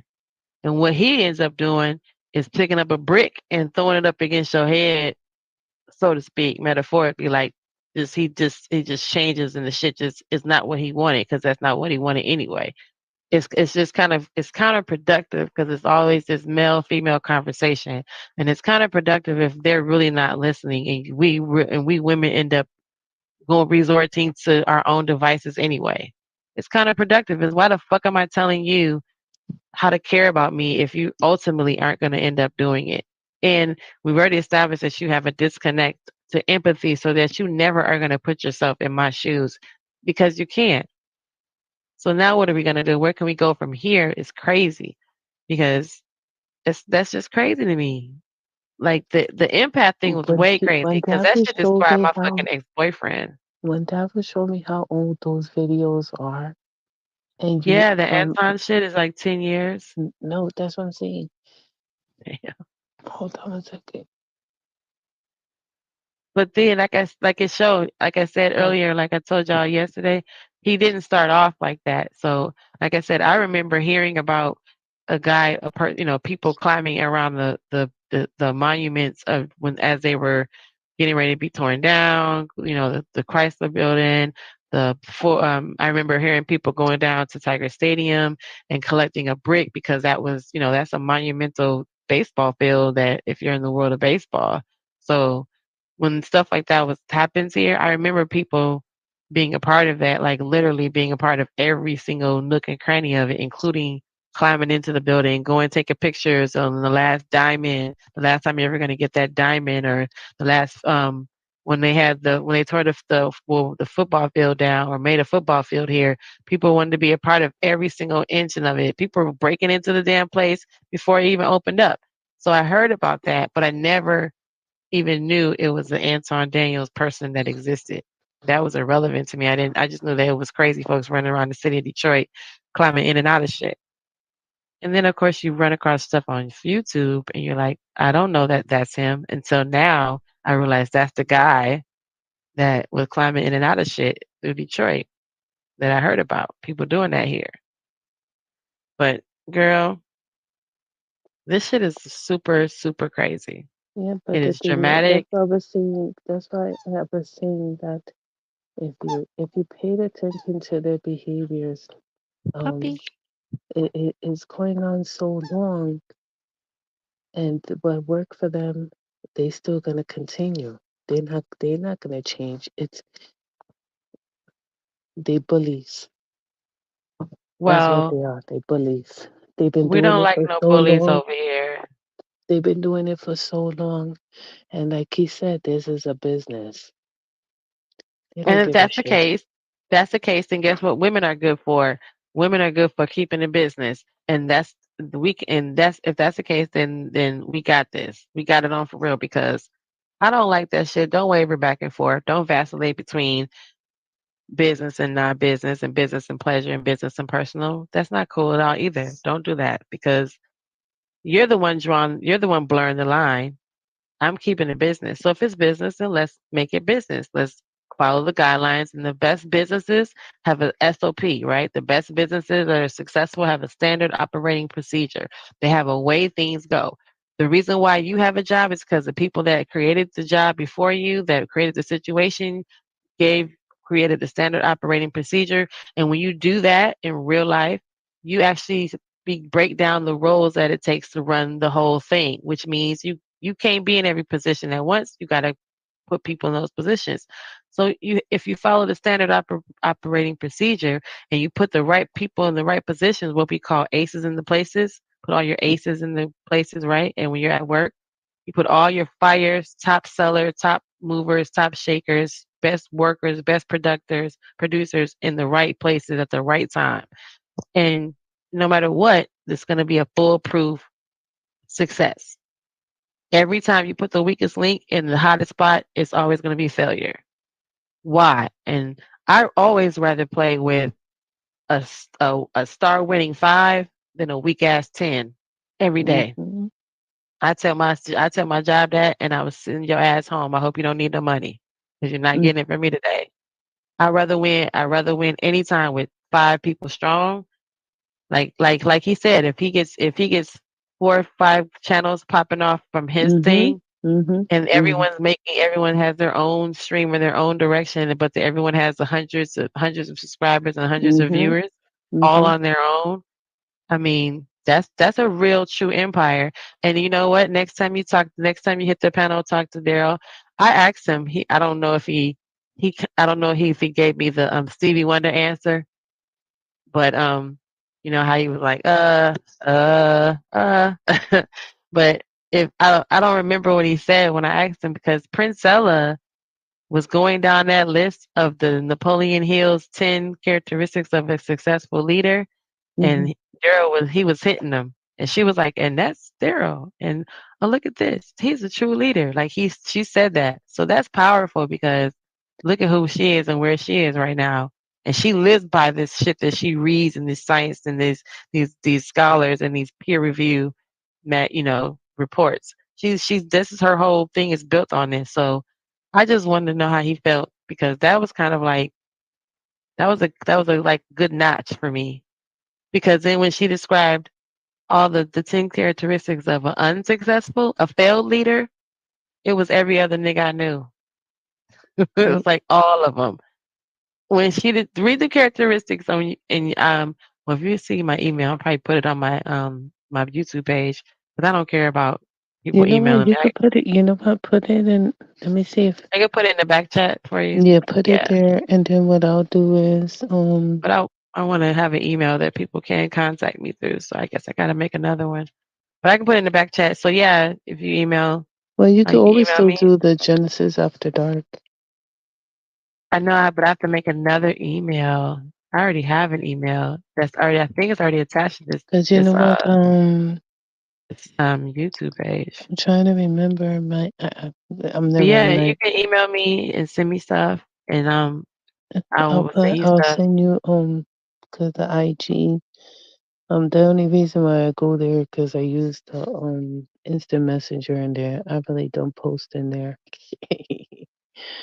I really don't. I don't do social media. This is the closest I've ever gotten to social media. I don't do social media. I Well, don't. I dang, don't. thanks for coming because you don't do it. Mm? I said thanks for coming for that because you don't do it.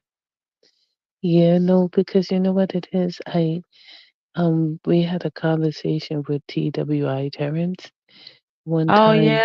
It yeah. was forgot where we was, and we were talking, and I was telling him that he's writing a book, and I was telling him because Lauren said something yesterday, like watching Saw and Filled with Eyes and stuff. She said she can't watch none of that stuff, Oh but yeah. like, cause she said, it's like, but Some stuff is too real. It's too much. It's right, too but you have an imagination already. You don't need to add to it. but the thing is, like I told him I read about the serial killers. He was like, why? And I explained it to him. I said because all their psyches, because they were talking about it the other day, it was so weird.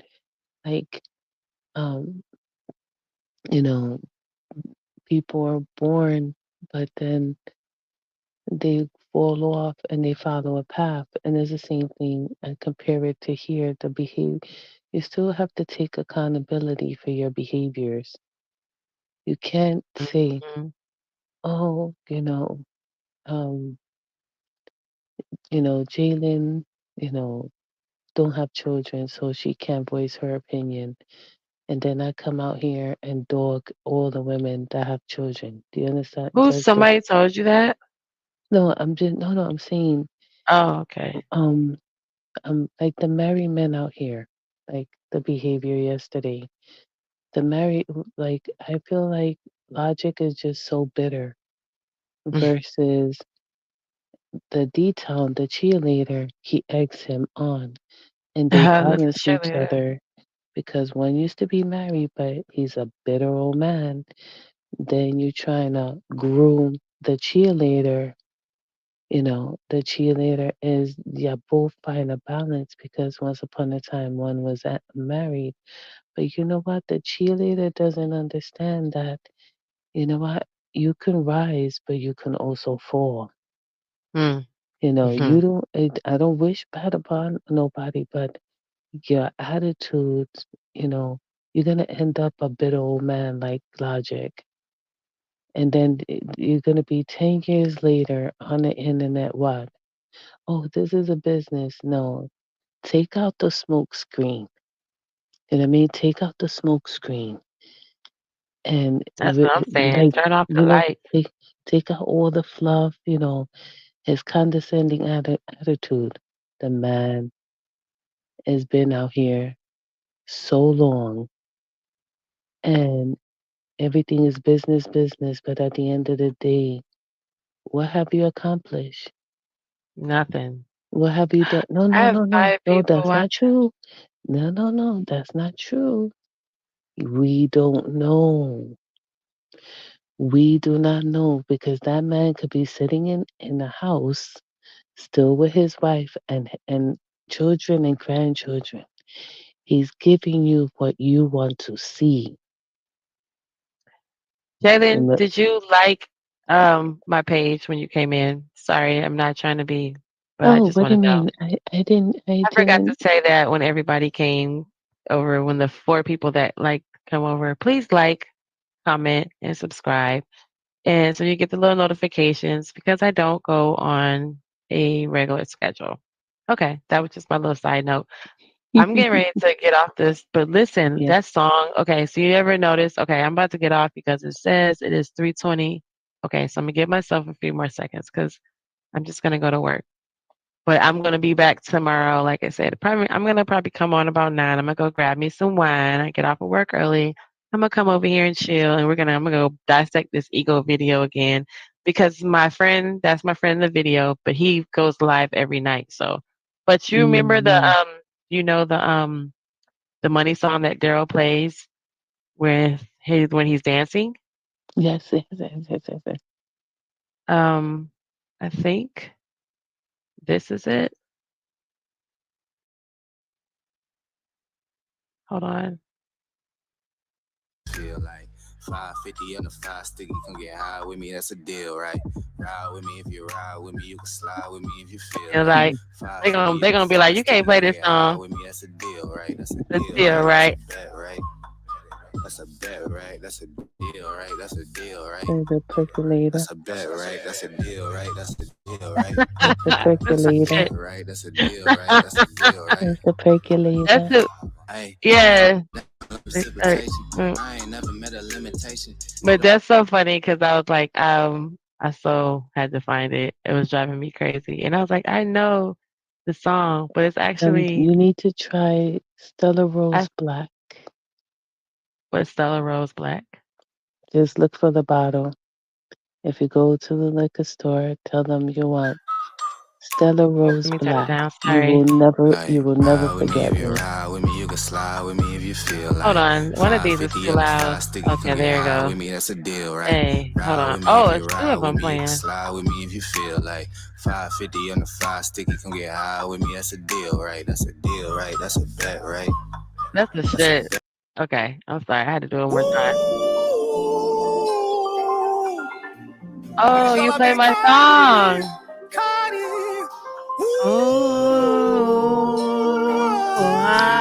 Hey, oh, the guy. Can you see that? Can you hear that? Where's he from? Where's he from? He is French. Did you see him? Okay. Hold on. Is he I got from so much shit. Africa or is Okay. he I'm gonna from turn this off. Haiti? I don't know. I don't know. You He gotta look that up. like he totally speaks French though. Like Yeah, but I don't know. Like I have no dude. When I heard him on TikTok, listen yeah, how but this song starts off. And then he plays the piano. So hold on. So he plays I want to find the video where he plays because I love him. I don't know who he is. I don't know why I love him. I don't care what he's saying. I know at one point somebody had like the what do you call it? The closed caption on the video, but I don't care. I don't know what the hell he's saying, girl. And when I tell you, I just it said that they had the word that they're like when he puts the motions like he puts the blunt up to his mouth, like he's hitting the blunt. He does that on that part of the song, and those are the words that came up. Like I put the weeds in my mouth and smoke. Okay, I don't know what he's saying, but anyway, I'm gonna end on this because it's 3:25, and I'm gonna let you hear some of this, and then I'm gonna go. Then we'll pick it up tomorrow. But listen to this guy. He's young. Look, he's young, and he don't have no teeth in the front, girl.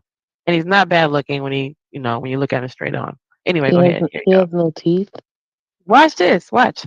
Passer le lent, sans caracher quand t'as négro, j'ai choisi mes modèles, c'est fiable comme un moteur allemand. Nindé sans cara, sans chico, je fais des gros bien plus que les grands. Can you see it? J'étais ma part, ils sont pas concentrés. Okay. Pas la passe, ils peuvent pas s'entrer. Je vends tout me parle pas de pas années. On n'est pas venu ici pour se pavaner. Remballe ta je me cesse. Je tourne la poignée, je frasse le temps. Where's his teeth at? Je roule comme si caca m'attend. The song away, away. We don't got it. Oh, he has no teeth. Yes. It's a gap. Is it The two front teeth is gone. No, the two front teeth are gone. Those two big teeth you have in the front, they're gone. Yeah.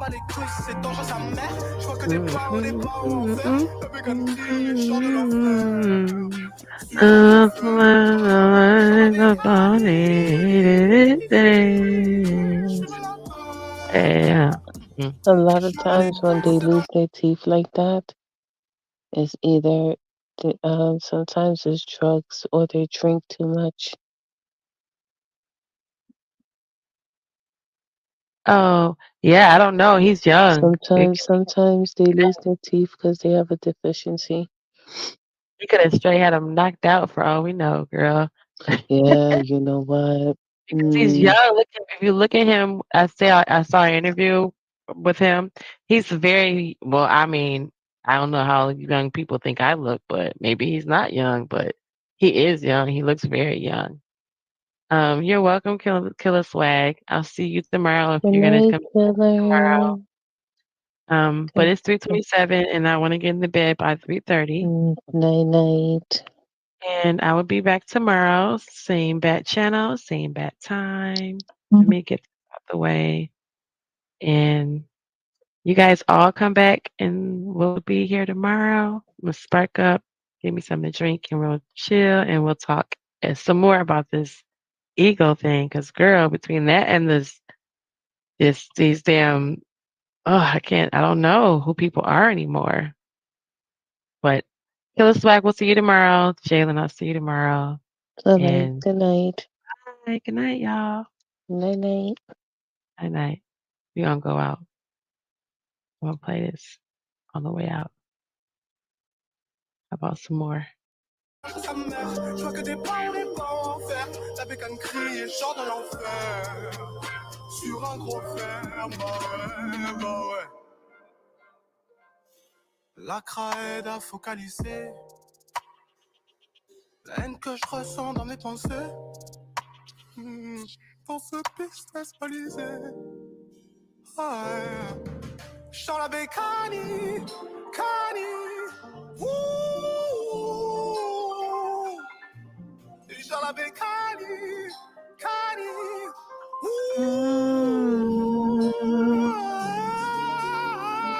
Cani. je me la beuh. Genre la bécane,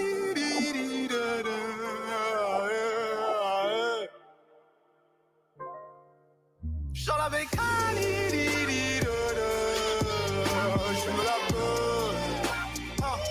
Je m'en bats les couilles, c'est dans de sa mère. Je vois que des pas en enfer. La bécane crie, je sors de l'enfer. Sur un gros fer, bah ouais. Genre la bécane,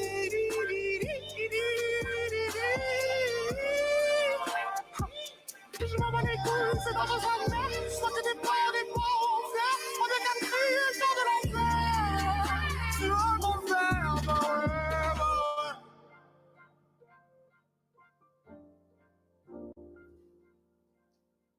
Bah ouais, bah ouais. Bitch, ça fait très longtemps que j'y pense à commencer.